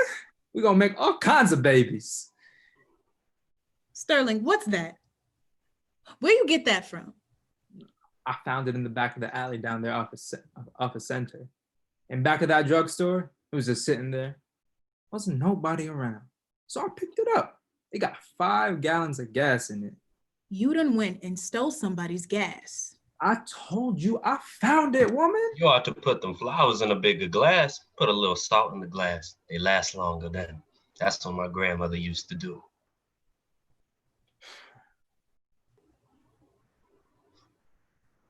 There he is. Hey, Hambone. Black is beautiful. I want my ham. You stick with me, you're going to get your hand. Okay? Me and you, brothers. See? Like that. Black is beautiful. Remember? Now I'm going to teach you something else. United. Come on now. Come on. First I say it, then you say it. United we stand. United we stand. Divided we fall. Divided we fall. Yeah, that's right. See? You can do it. United we stand. Divided we fall. I learned that in the penitentiary. You ever been in the penitentiary? I want my ham. I want my ham. I want my ham. I want my ham. I want my ham. I want my ham. Malcolm lives. I want my ham. Malcolm lives. I want my ham. Malcolm lives. I want my ham. Malcolm lives. I want my ham. Malcolm lives. I want my ham. Stop all the hollering in here. This a business. Rissa. I want my ham. Stop all of the hollering. Rissa! What? What's all this hollering in here? You supposed to be running a business. This ain't no schoolyard. Go on outside if you want to holler. Take that out on the street and holler all you want. Just having some fun. Say, Memphis, you want to buy some gas? I got 5 gallons of gas I found in the alley down there off of Center. If you have it for $2. I got gas. I guess you ain't gonna last forever. I'll carry it out there and put it in your car if you want. It ain't gonna cost but $2. You know how much gas costs? Being charged 72 cents a gallon. He charged 3 cents more than the white man.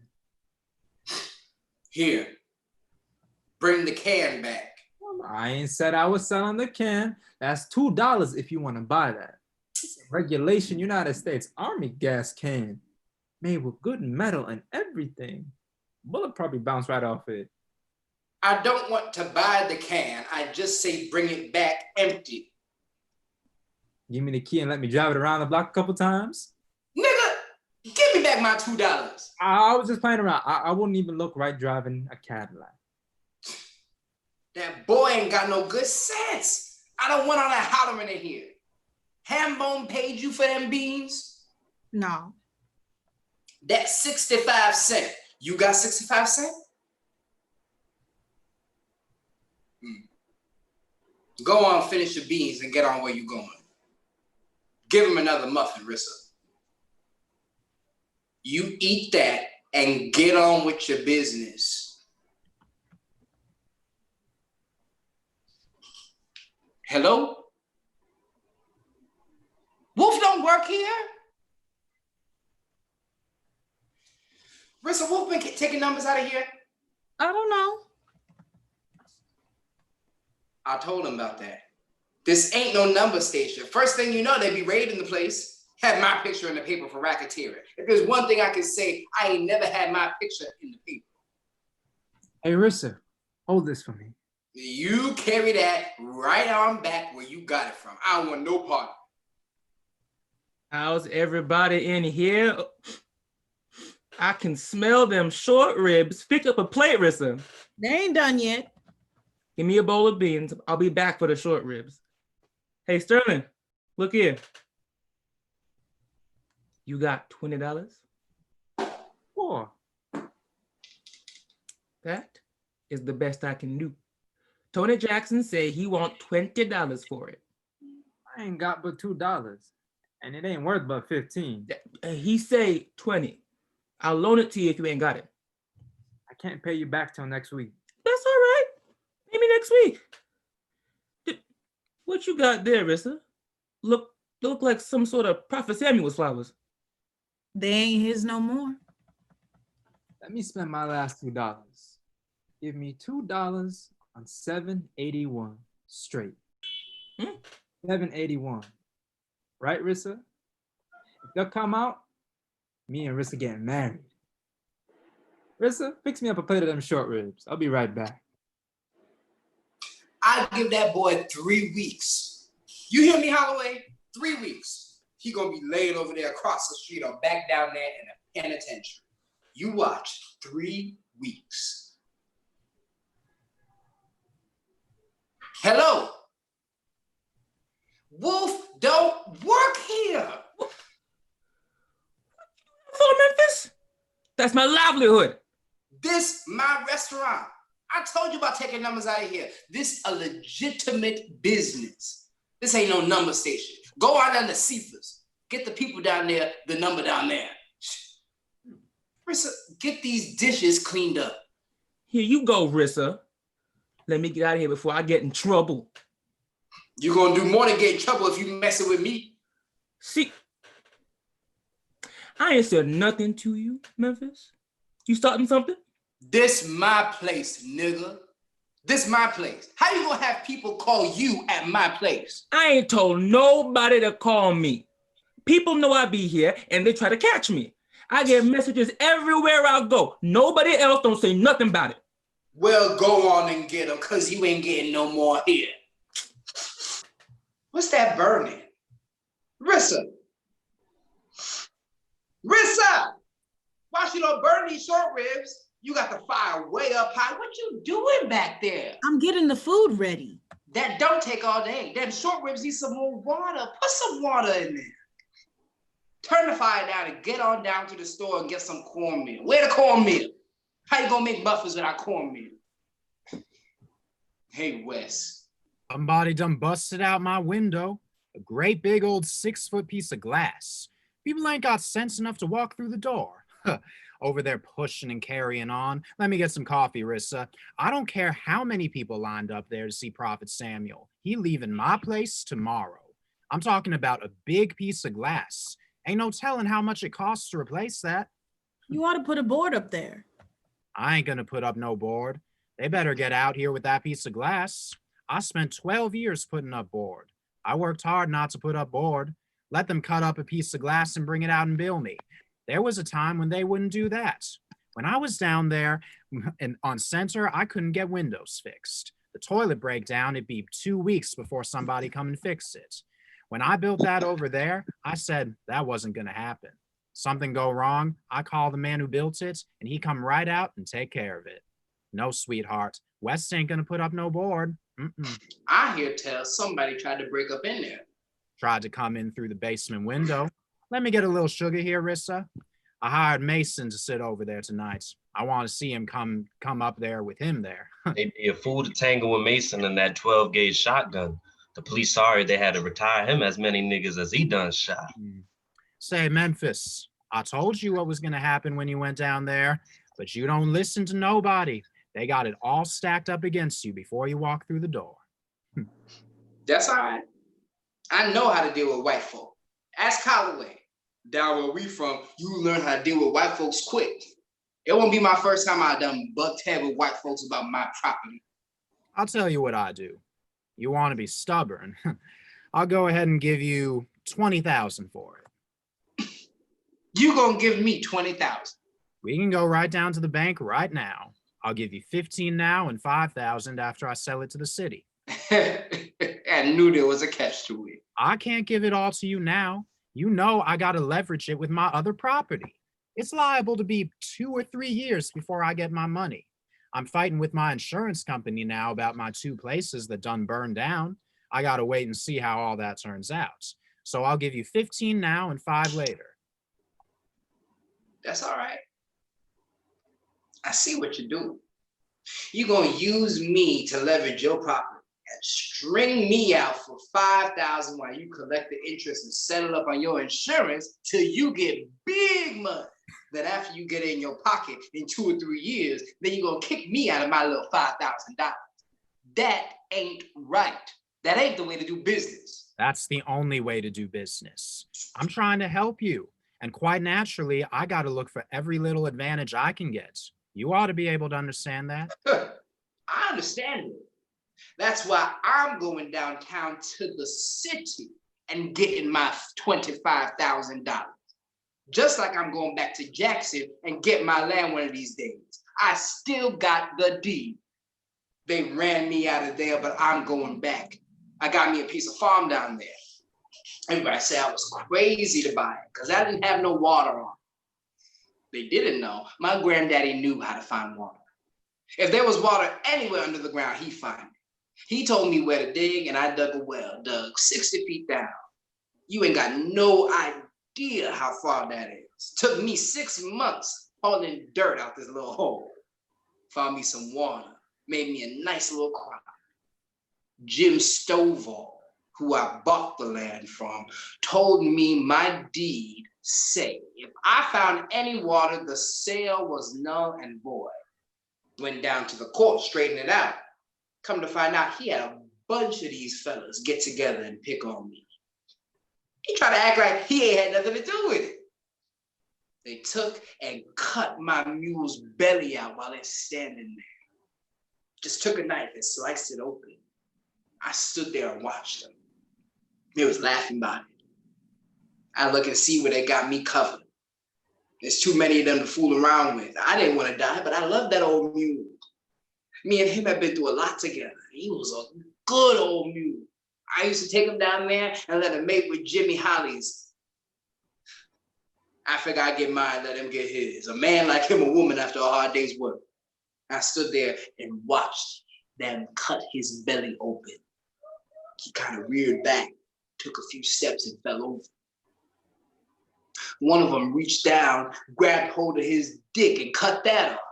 I stood there looking at him. I say, okay, I know the rules now. If you do something like that, that ain't never done nothing to you, then I know what you would do to me. So I tell you what, you go on, get your laugh now. Because if I get out of this alive, I know how to play as good as anyone. Once I know the rules, whatever they are, I can play by. Went in there, saw the judge, and he said the deed was null and void. Now I got to walk home.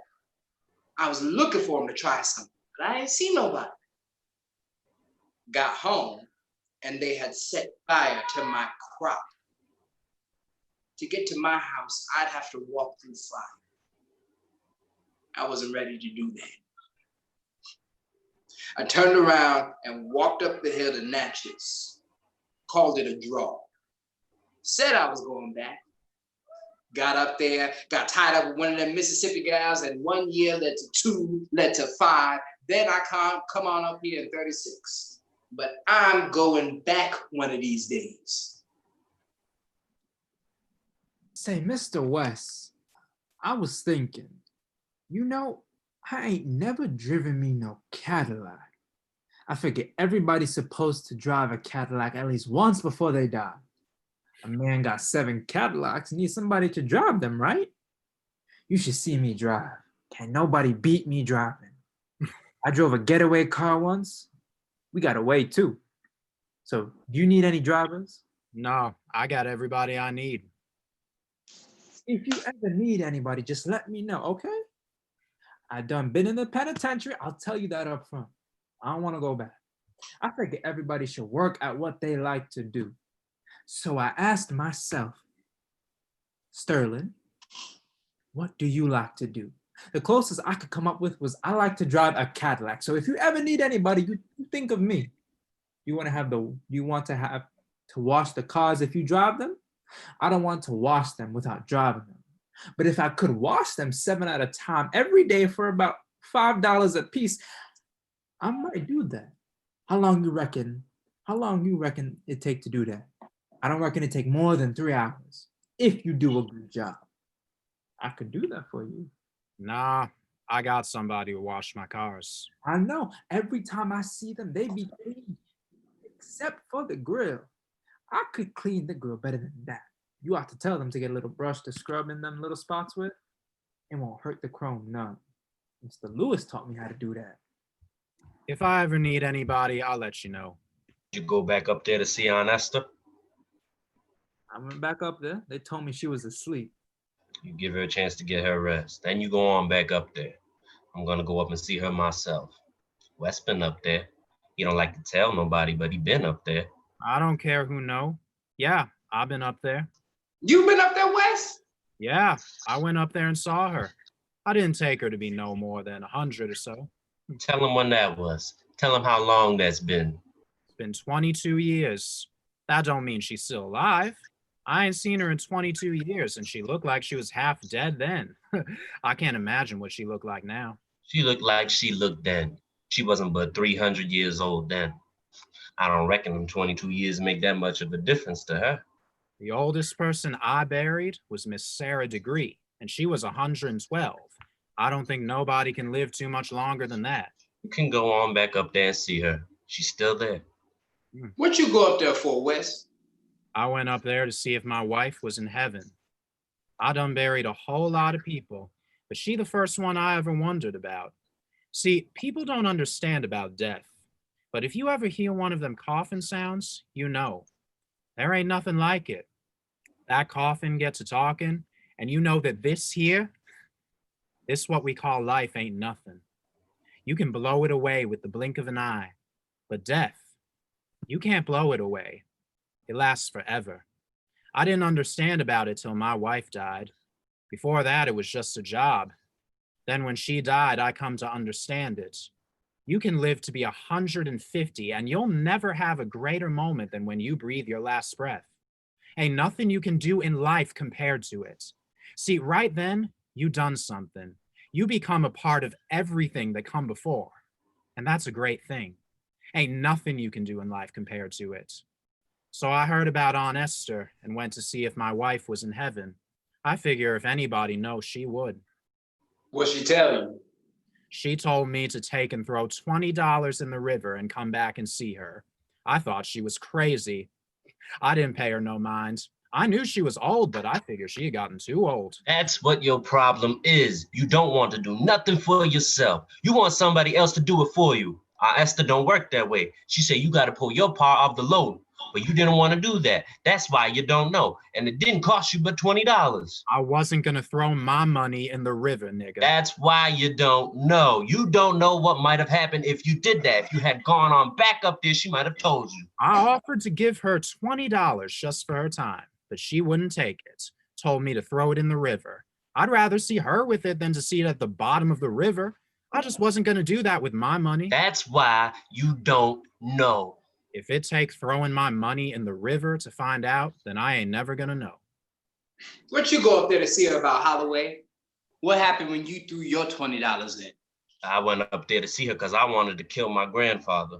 I went up there and got that feeling off me. I had to throw $20 every week for a month, but I got it off me. He died of natural causes. Ask Wes. He buried him. He died in his sleep. That's why I knew it worked, because he died of natural death. What you want to go kill your grandfather for? Now you getting in my business. Ask Wes if he ain't died of natural death. That's all you need to know. I don't care nothing about your business. You the one brought it up. I didn't even know you had a grandfather. I had two of them. One on my mother's side and one on my father's side. One of them I never knew. The other one wasn't no good for nobody. That was the worst Negro I've ever known.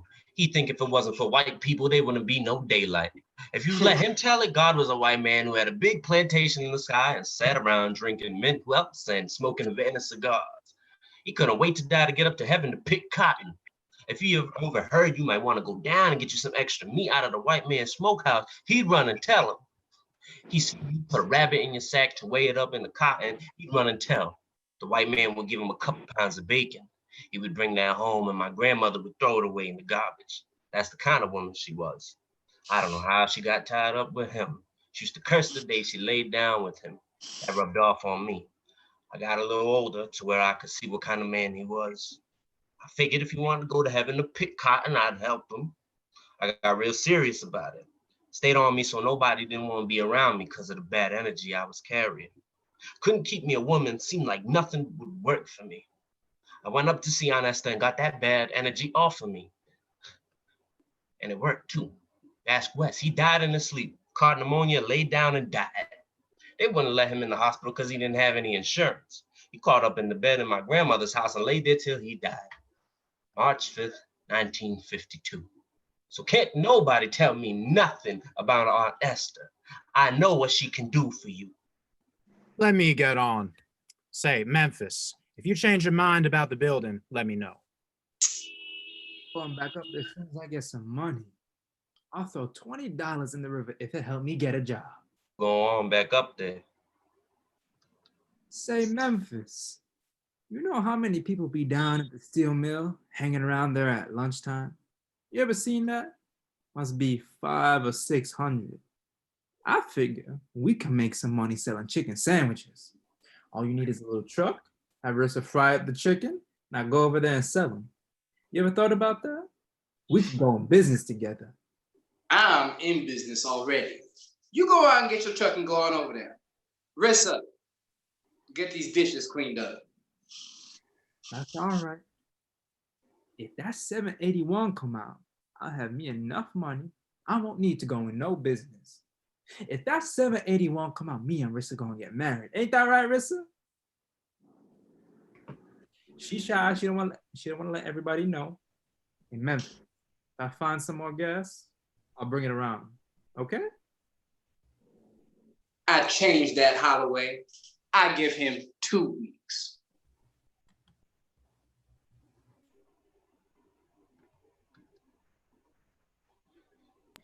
The lights go down on the scene. Scene 2. The lights come up on the restaurant. Rissa sits on a stool reading a magazine. Holloway enters. Rissa, you seen Hambone? No, he ain't been in here. You know he wasn't over there this morning. Lux asked me about him. He ain't been in here. Anybody know where he stay at? He was staying up there on Arsena Street. Stayed up there for the longest time. He ain't up there no more. Nobody know where he stay at. Maybe he just quit coming. He might have moved to Homewood or East Liberty. Got tired of waiting on Lutz to give him his hand. I ain't know him to miss a day in 9.5 years. He come and stand there even on a Sunday just in case Lutz show up. That don't sound like nobody got tired of waiting. Hey, Holloway. Did you see that out there this morning? West was having a fit trying to bury Prophet Samuel. Yeah, I was out there. They say the hearse was at the cemetery and some of the cars hadn't even left in front of the funeral home. They had the boulevard backed up 2 miles. People's cars overheating. They had to block off the street and let the cars go in 2 lanes, but the people was arguing with the police and wouldn't let them do it. They had helicopters flying all over the place. Looked like they had more people watching than was in the funeral. They was lined up on both sides of the street. Half of them was in here. I know. I couldn't get near the door. That was the biggest funeral West ever had. You find out anything about Hambone? I've been asking around. Ain't nobody seen him. Last time anyone seen him was yesterday. Let's say he ain't seen him either. How you doing, Rissa? You lucky to see me today. If that 657 had come out, I'd be in Atlanta right now. Who you know in Atlanta, Wolf? I got me a woman down there. I got 2. Got one up on Jackson Hill and the other one stay on Lombard Street. One of them got 4 or 5 other men, but that's all right with me. All I got to do is call. All she got to do is hear my voice and she drop all them other niggas. All she got to do is hear my voice and she come running any time of day or night. Well, why ain't you down there then? You walking around here without a woman talking about you got 2 in Atlanta. Why are you here? I can't go down there unless I got some money. One of them think I'm a rich man. Last time she seen me, I had $600 or $700 in my pocket. I spent $200 on her. She think I got that kind of money all the time. If that 657 had come out, I'd be right there sitting on her doorstep. I had $10 straight on it.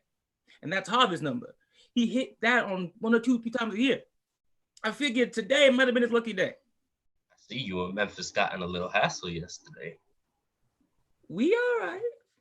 Memphis gets beside himself sometimes. See, he don't know how lucky he is that I understand him.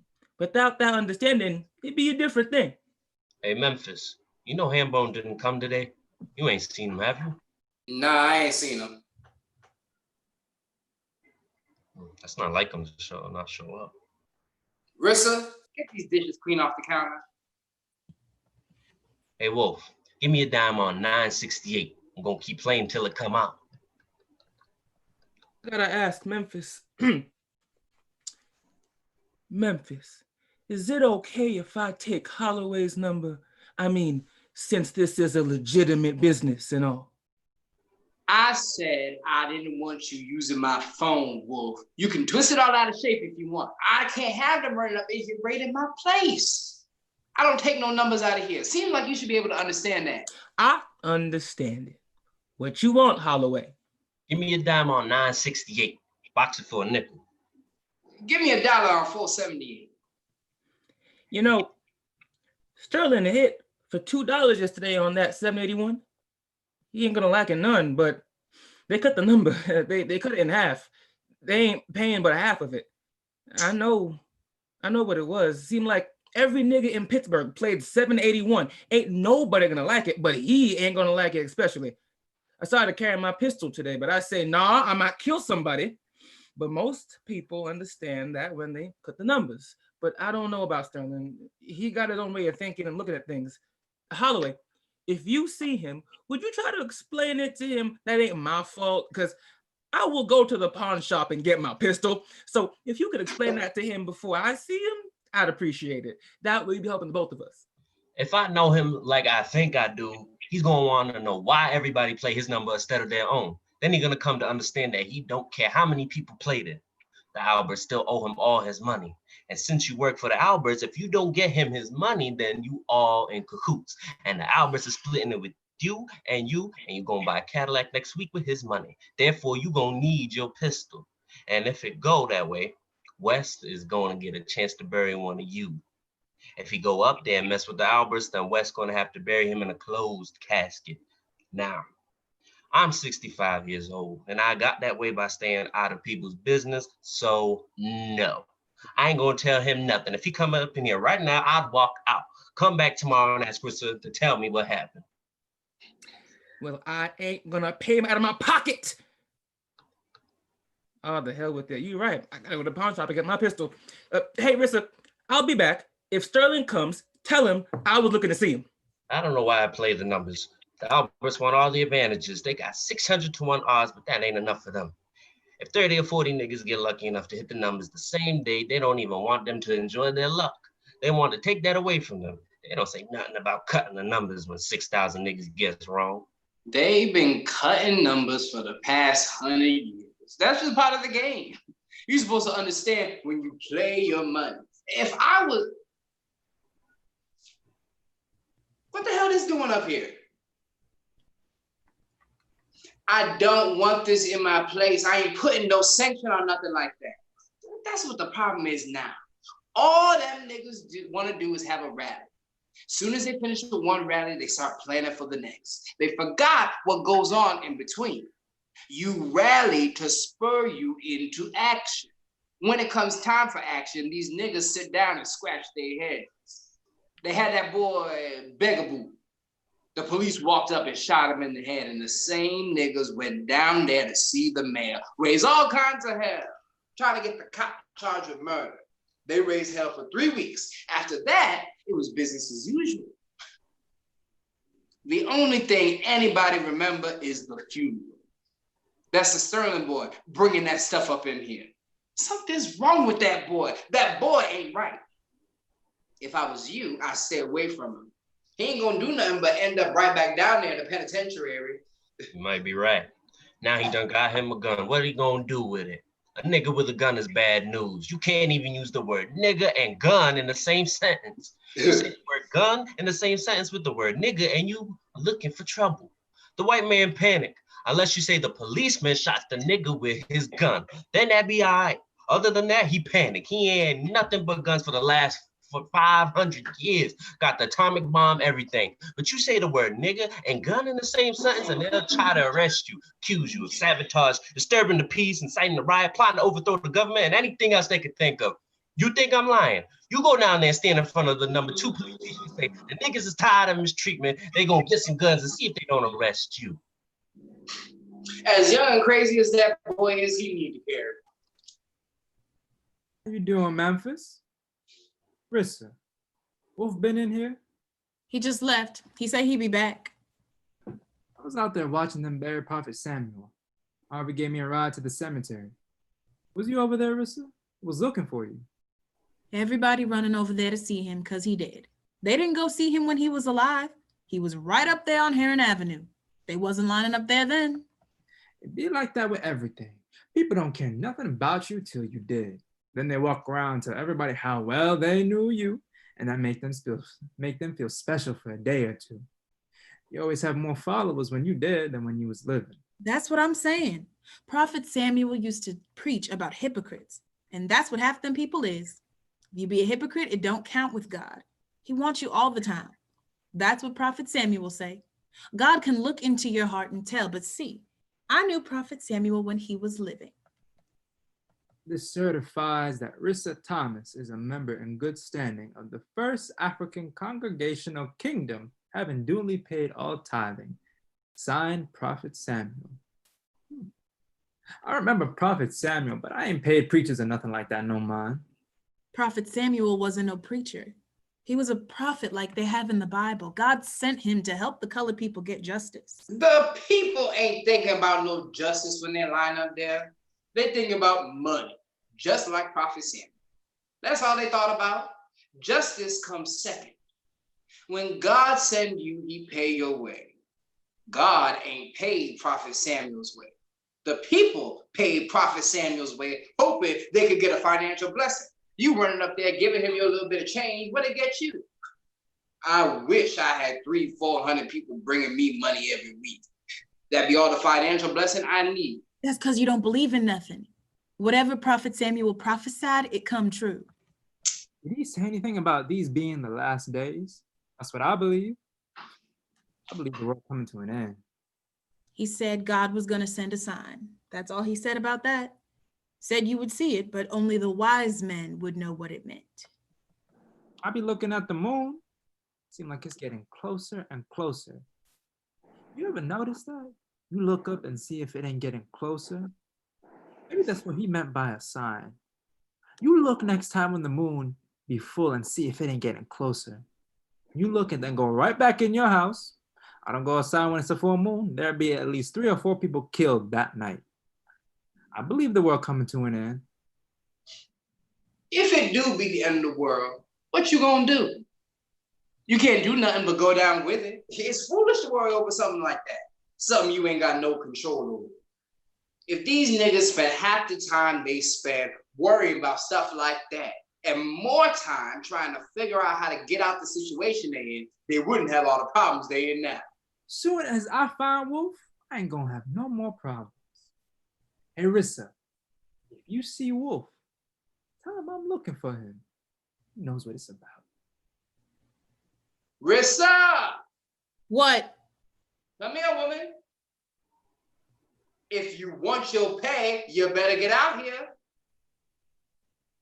I owe you $46 with the 10 you took. I don't owe you but 7.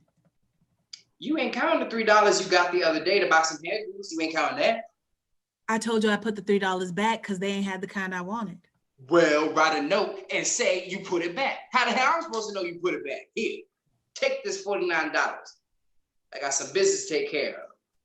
Don't forget to put the bread in the refrigerator when you lock it up. Put the bread in the refrigerator and make sure you pull the shade down on the door. I gotta go down to the courthouse in the morning. Make sure you got enough eggs before you leave out of here. Well, Holloway, I was talking to my lawyer, Joseph Bartolomo. I was talking to him on the phone. He said let him handle it. I ain't gonna let him handle it, but so far, I told him like I told you, I ain't going for no more draws, and I ain't taking a penny less than $25,000. What's that address? 1839 Willie, in the back. Knock on the red door. The lights go down on the scene. Scene 3. The lights come up on Rissa and Holloway. Wolf sits at the table doing his bookkeeping. Rissa is sweeping. It is later in the same day. He was staying up there on Heron Avenue. They found him up there today. His landlady found him. He just laid down across the bed with his clothes on and died. Say he died real peaceful. Wes went down there to the morgue to get him. He got some kind of contract with the welfare and they called him up. Hambone ain't had no people. Most anybody know about him is he come from Alabama. Don't nobody even know his real name. That's a shame. Lut's gonna rot in hell. Let's ain't thinking about no hell. All he thinking about is his ham. I went up there and told him about it because he asked me to let him know what I found out. He didn't say nothing. He just looked at me. Do you with that broom, girl? Ain't your mama ever taught you nothing? Well, move your feet out the way then. You sweep me with that broom and I'll end up in jail. That's what's wrong with half these niggas now. They don't know what causes their trouble. They're around here breaking mirrors, opening umbrellas in the house, and everything else. Come on, Rissa. Move your feet then, Wolf. You'll be gone to jail twice, you don't move your feet. Hey, Rissa, come on now. A man can't get no peace around here. If you see Sterling, tell him I'm looking for him. Tell him to wait here. I'll be back. A man was driving a truck, whole truck full of mirrors. Lost the brakes and ran into a telephone pole. He wasn't hurt or nothing. He looked back there and saw that all the mirrors broke. He was staring at 200 years of bad luck. They had to carry him away in a straitjacket. Hey, Wes, I see you finally got Prophet Samuel buried. Yeah, I got him in the ground and turned around and went down there and got ham bone. It don't never stop. Time you bury one nigga, you gotta go get another. I ain't seen, he had so many scars on his body. I ain't never seen nothing like that.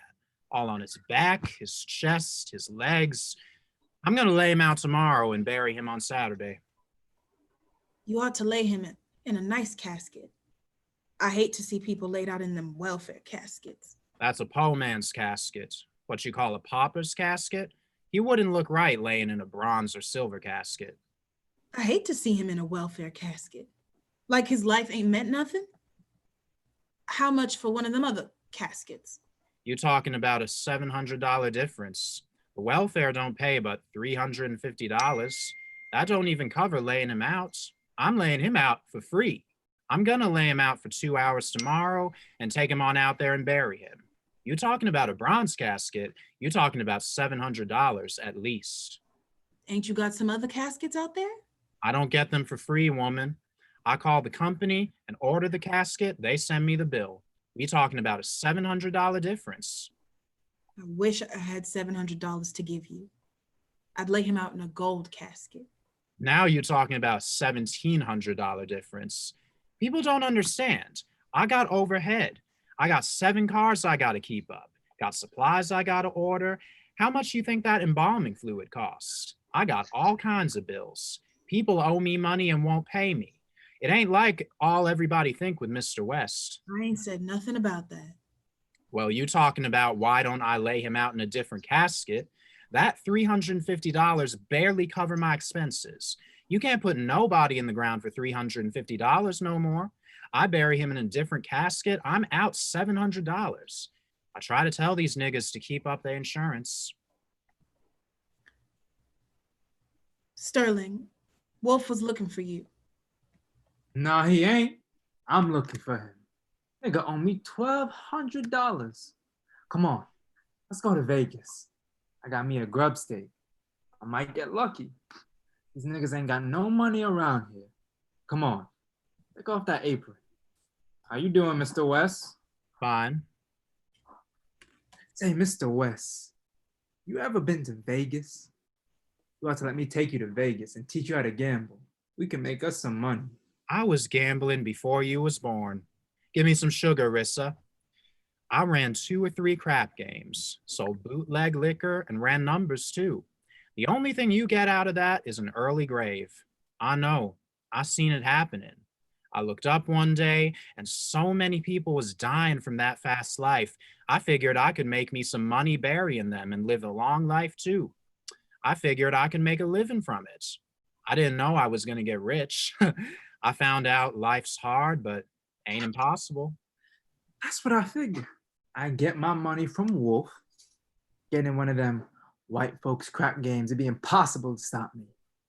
I'm gonna get me 2 or 3 Cadillacs like you.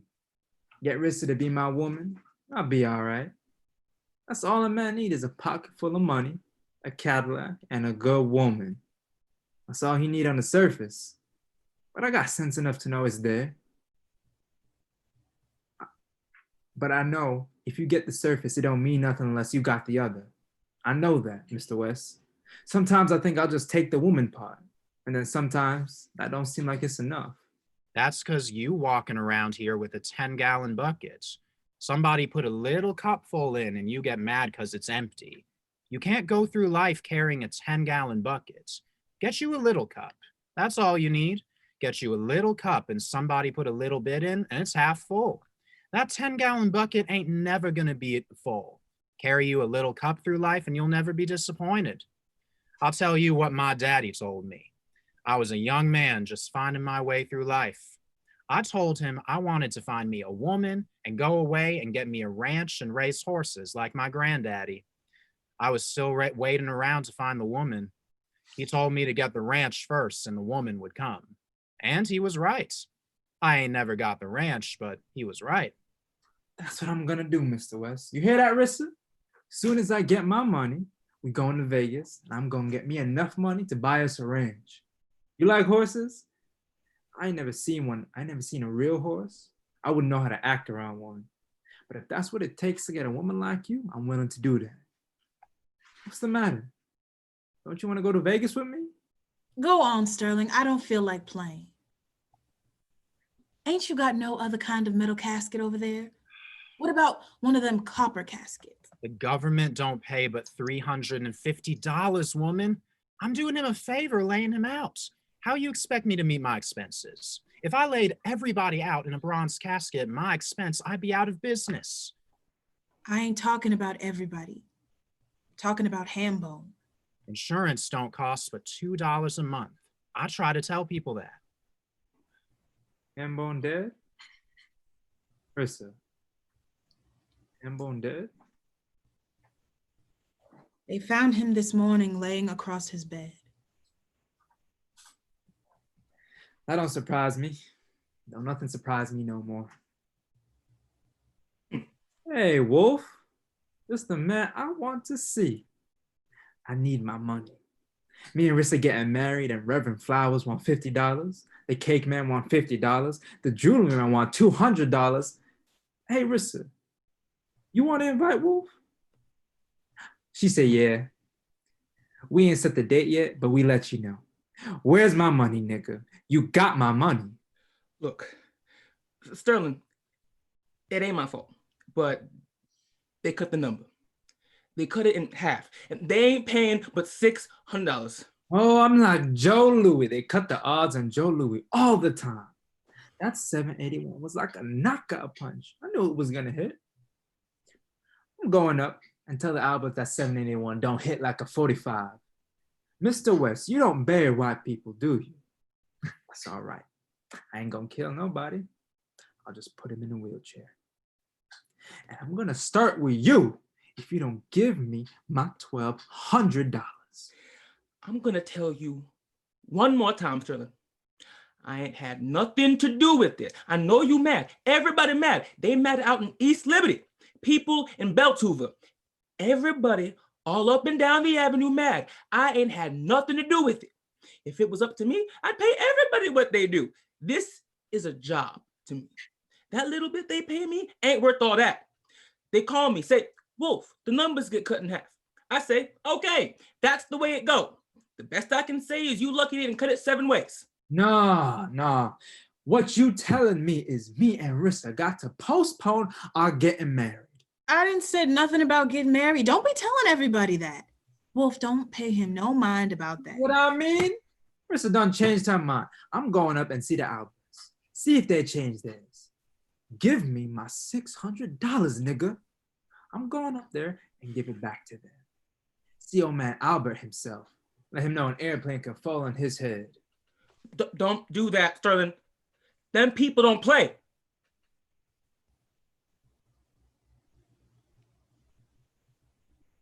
If I don't play, that means there can't be no game. I'm going up there and carry me a big sign say game canceled, see? Because I don't play either. Sterling! The lights go down on the scene. Scene 4. The lights come up on the restaurant. Rissa is sweeping the floor. Sterling enters. I come by to see if you want to go to the rally. It done started already, but I figured we won't be too late.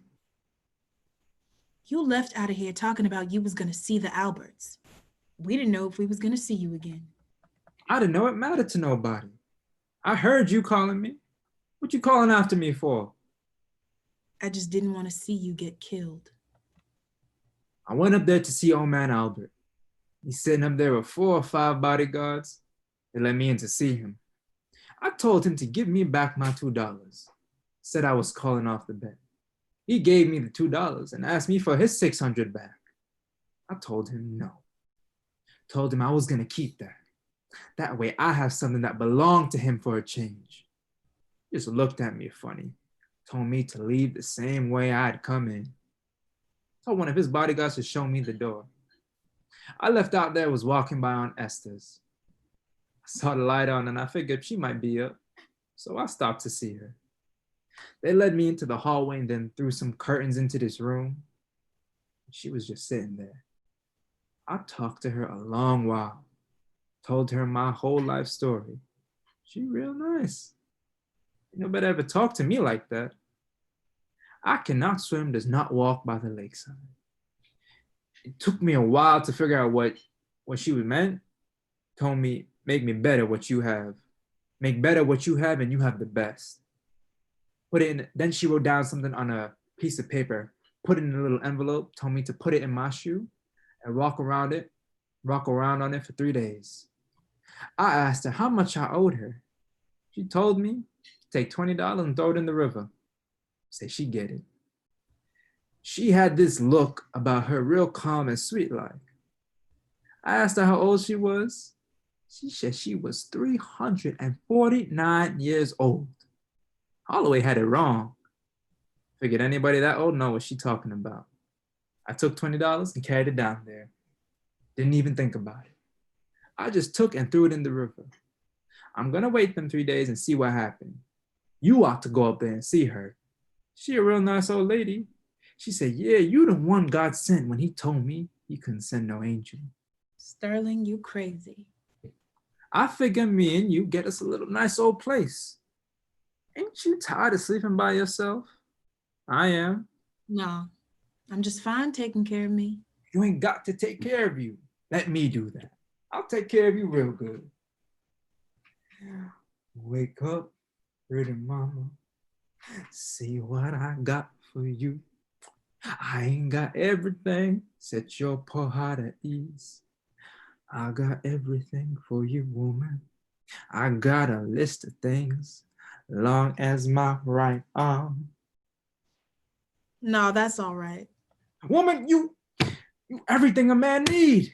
Know how to cook. Pay nice attention to yourself, except for those legs. You ought not to have done that. Why you do that for anyway?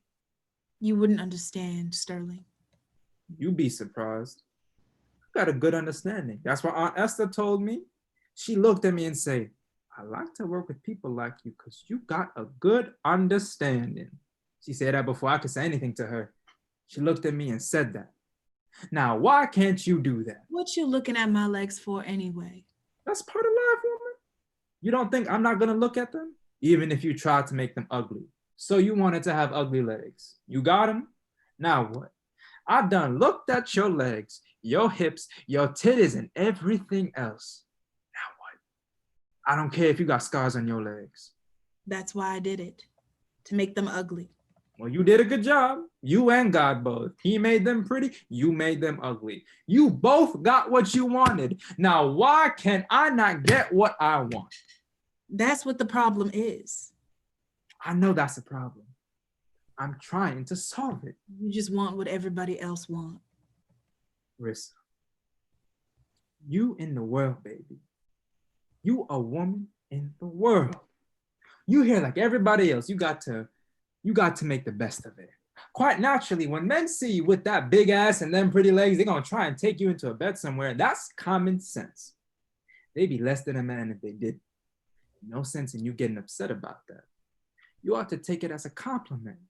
All you got to do is say no and keep on stepping. That's just what I done. Oh, I know that. Been telling me no since I met you. By rights, I should be taking somebody else. I tried that, but I was talking to her and thinking of you. So I come on back. You ain't got no job. You're going back to the penitentiary. I don't want to be tied up with nobody I got to be worrying is they going to rob another bank or something. When I was living with Miss Johnson before she died, I used to watch her husband. He get up every morning at 6 o'clock, Sunday too. 6:30, he out the door. Now, he ain't coming back till 10 o'clock at night. Going down to J&L and lift 100-pound slabs of steel, 3 o'clock. Then he going over after they close to the fish market and clean up over there. Now what he got? He got 6 kids of his own, not to mention me. He got a raggedy house with some beat up furniture. Can't buy no house because he can't get a loan. Now that sounds like a hard-working man. Good, clean, honest, upright. He worked 30 years at the mall and ain't even got a union card. You got to work 6 months straight. They lay him off for 2 weeks every 5.5 months. He got to call the police after he cleaned up the fish market so they can let him out the building. Make sure he don't steal anything. What they got?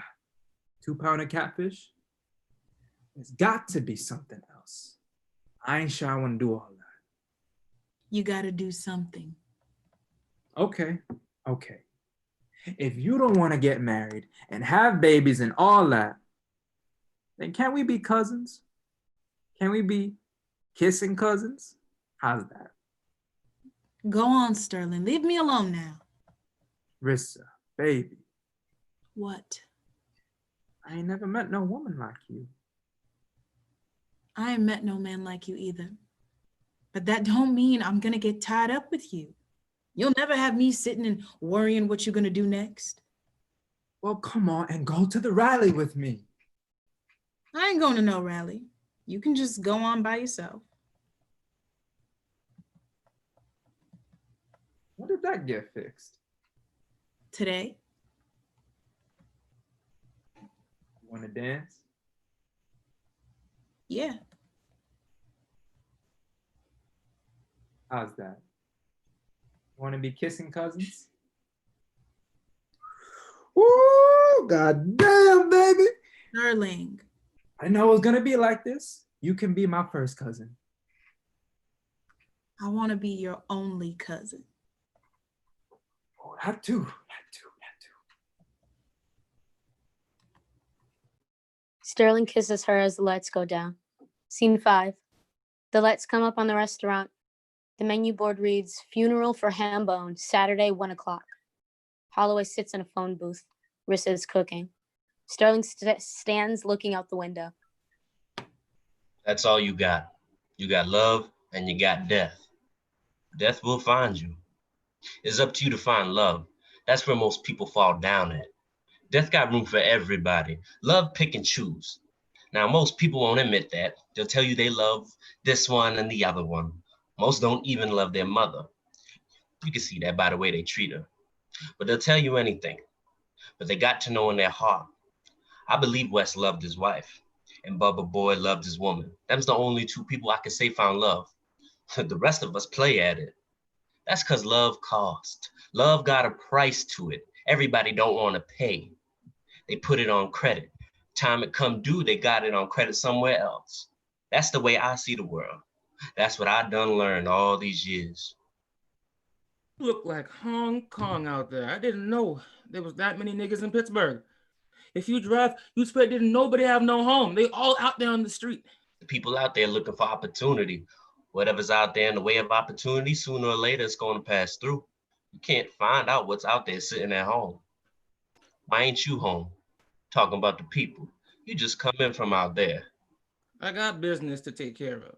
I can't take care of business at home. That's what I'm trying to tell you. You can't separate yourself from everybody else. The people out there trying to figure out how they're going to eat. It's a day off the plantation. They waiting for the white man to call them back to work. I went over there to see Hambone. Wes got him laid out, real nice. He looks like he's sleeping. You been over, Sterling? I just left from over there. Don't he look real nice and peaceful? Look like he's sleeping. He looked like he dead to me. I sat there a while. I signed the book. Ain't but 3 or 4 people signed it. I signed it. I see Holloway signed it. Rissa, you going over? No, I don't want to see him like that. I saw you all down at the rally last night. Wasn't that something? Everybody was down there. Even the niggas that swear up and down on 2 stacks of Bibles that they ain't black. They was down there. Ain't had but 500 chairs and 3,000 people. Wasn't no fighting or nothing. It was real nice. Police was down there taking people's pictures. I seen that. Wasn't that something?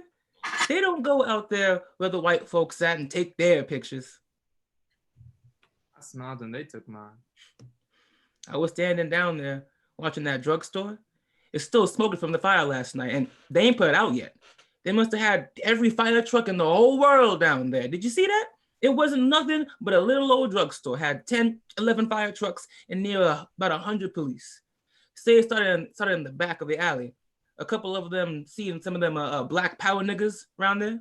That ain't nothing but talk. Everybody know the man burned down his own store so he could get the insurance. That's the only way he could get anything out of it. If he pack up and leave, he don't got nothing. This way he get paid for everything, all his stock, his building, everything. That's the best way to sell a business. Don't nobody want to buy it. Sell it to the insurance company. All them niggas standing down there watching the fire. They don't know. But somebody's gonna go to jail. The police going to snatch one of them.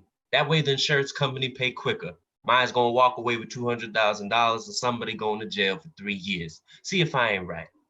You watch over the next 2 or 3 days and see if they don't arrest somebody as he's walking by there. Mine's gonna be down there in Florida playing golf and laying on the beach. And the fire inspector's gonna be right there with him. That's the way it works in America. You're right about that. It's hard to live in America. Did you hear where P.D. Brown killed his old lady last night? Caught her in an Ellis Hotel with his best friend. Killed him too. And that's why I don't have no woman. When I die, every woman in Pittsburgh is gonna cry.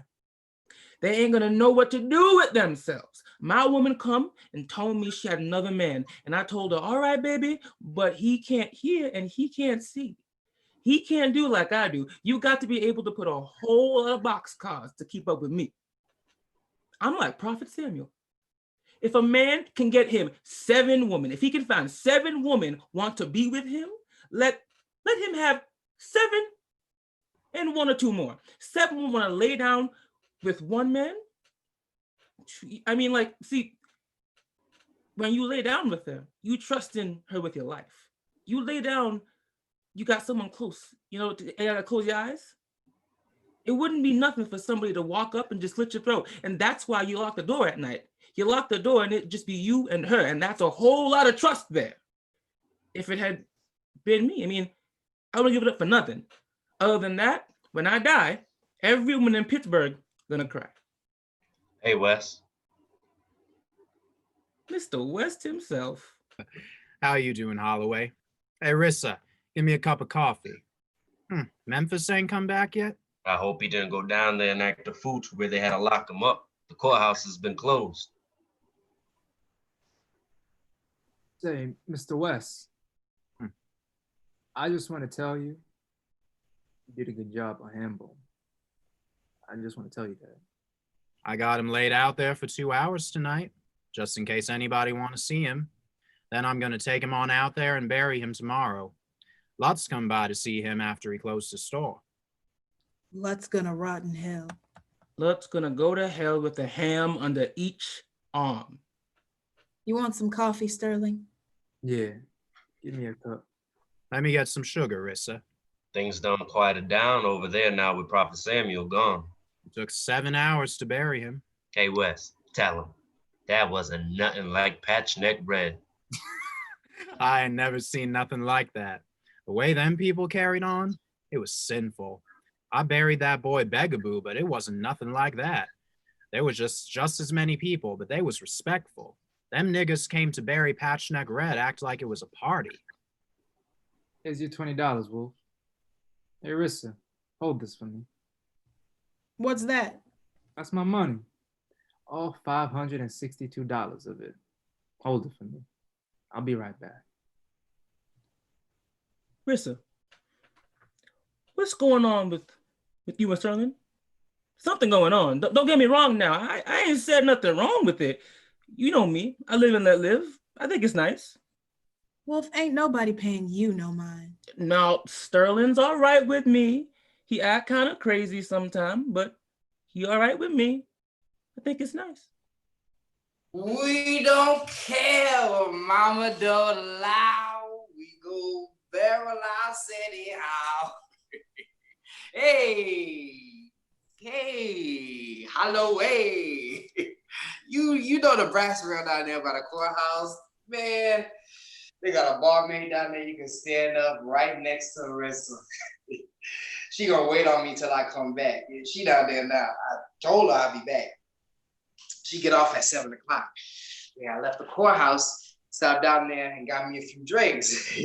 Hey, Marissa, fix me something to eat. Holloway. I took that $20 and threw it in the river right down there in the Monongahela River. I went and stood on the Brandon Street Bridge. I didn't just let it drop. I took and tied and rock around it and threw it, just like on SSA. She told me if I do everything, we'll be all right if I do that. And she was right too. And she told me, if you can't fight the fire, don't mess with it. Only I'm ready to fight it now. Hey, West, look here. I went down to the courthouse ready to fight for that $25,000 I want for my property. I wasn't taking no 15. I wasn't taking no 20.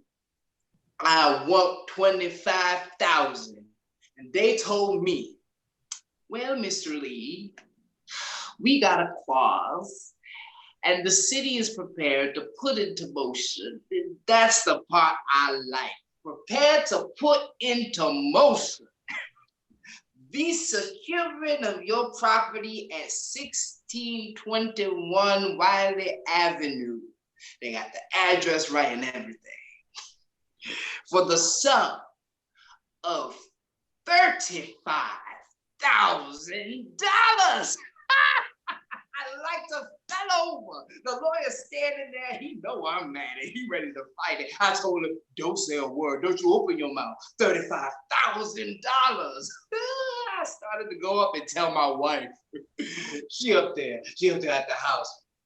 She come back to get her things and ended up staying. I moved out. She moved back in and I moved out.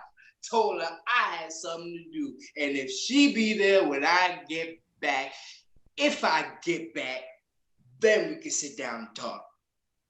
You know what I'm gonna do? Vanessa clued me in on this one. I went up there and told her my whole life story. She said, if you drop the ball, you got to go back and pick it up. Ain't no need in keeping running, because if you get to the end zone, it ain't gonna be a touchdown. She ain't say it in them words, but that's what she meant. Told me, you got to go back and pick up the ball. That's what I'm gonna do. I'm gonna go back to Jackson and see Stovall. If he ain't there, then I'm gonna see his son. He enjoying his daddy's benefits. He got to carry his daddy's weight. I'm going back up to Jackson and pick up the ball. Funeral for Hambone, Saturday, 1 o'clock. Hambone dead? He dead? He died in his sleep. Lutz never did give him his hand, did he? I always figured one day Lutz would break down and give it to him. Either that or he'd take it.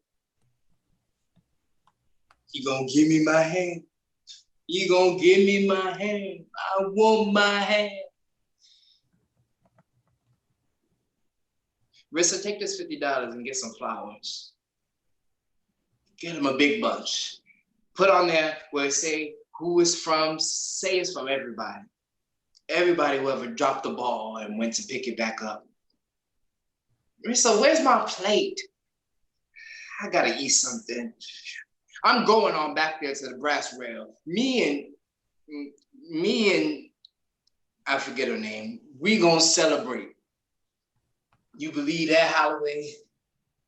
Hey, West, $35,000.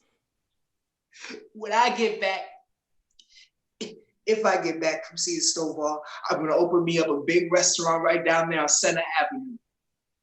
I'm gonna need 2 or 3 cooks or 7 or 8 waitresses. I'm gonna fix it up real nice. Gonna put me a jukebox. Fix it so the lights go up and down and everything. Hell, I might even put a carpet on the floor for a little chandeliers, give me a neon sign. I'm talking about big neon. You'll be able to see it from Heron Avenue. I'll put everything on the menu, short ribs, barbecue. I might even have a little takeout on the side. Put me in a separate entrance.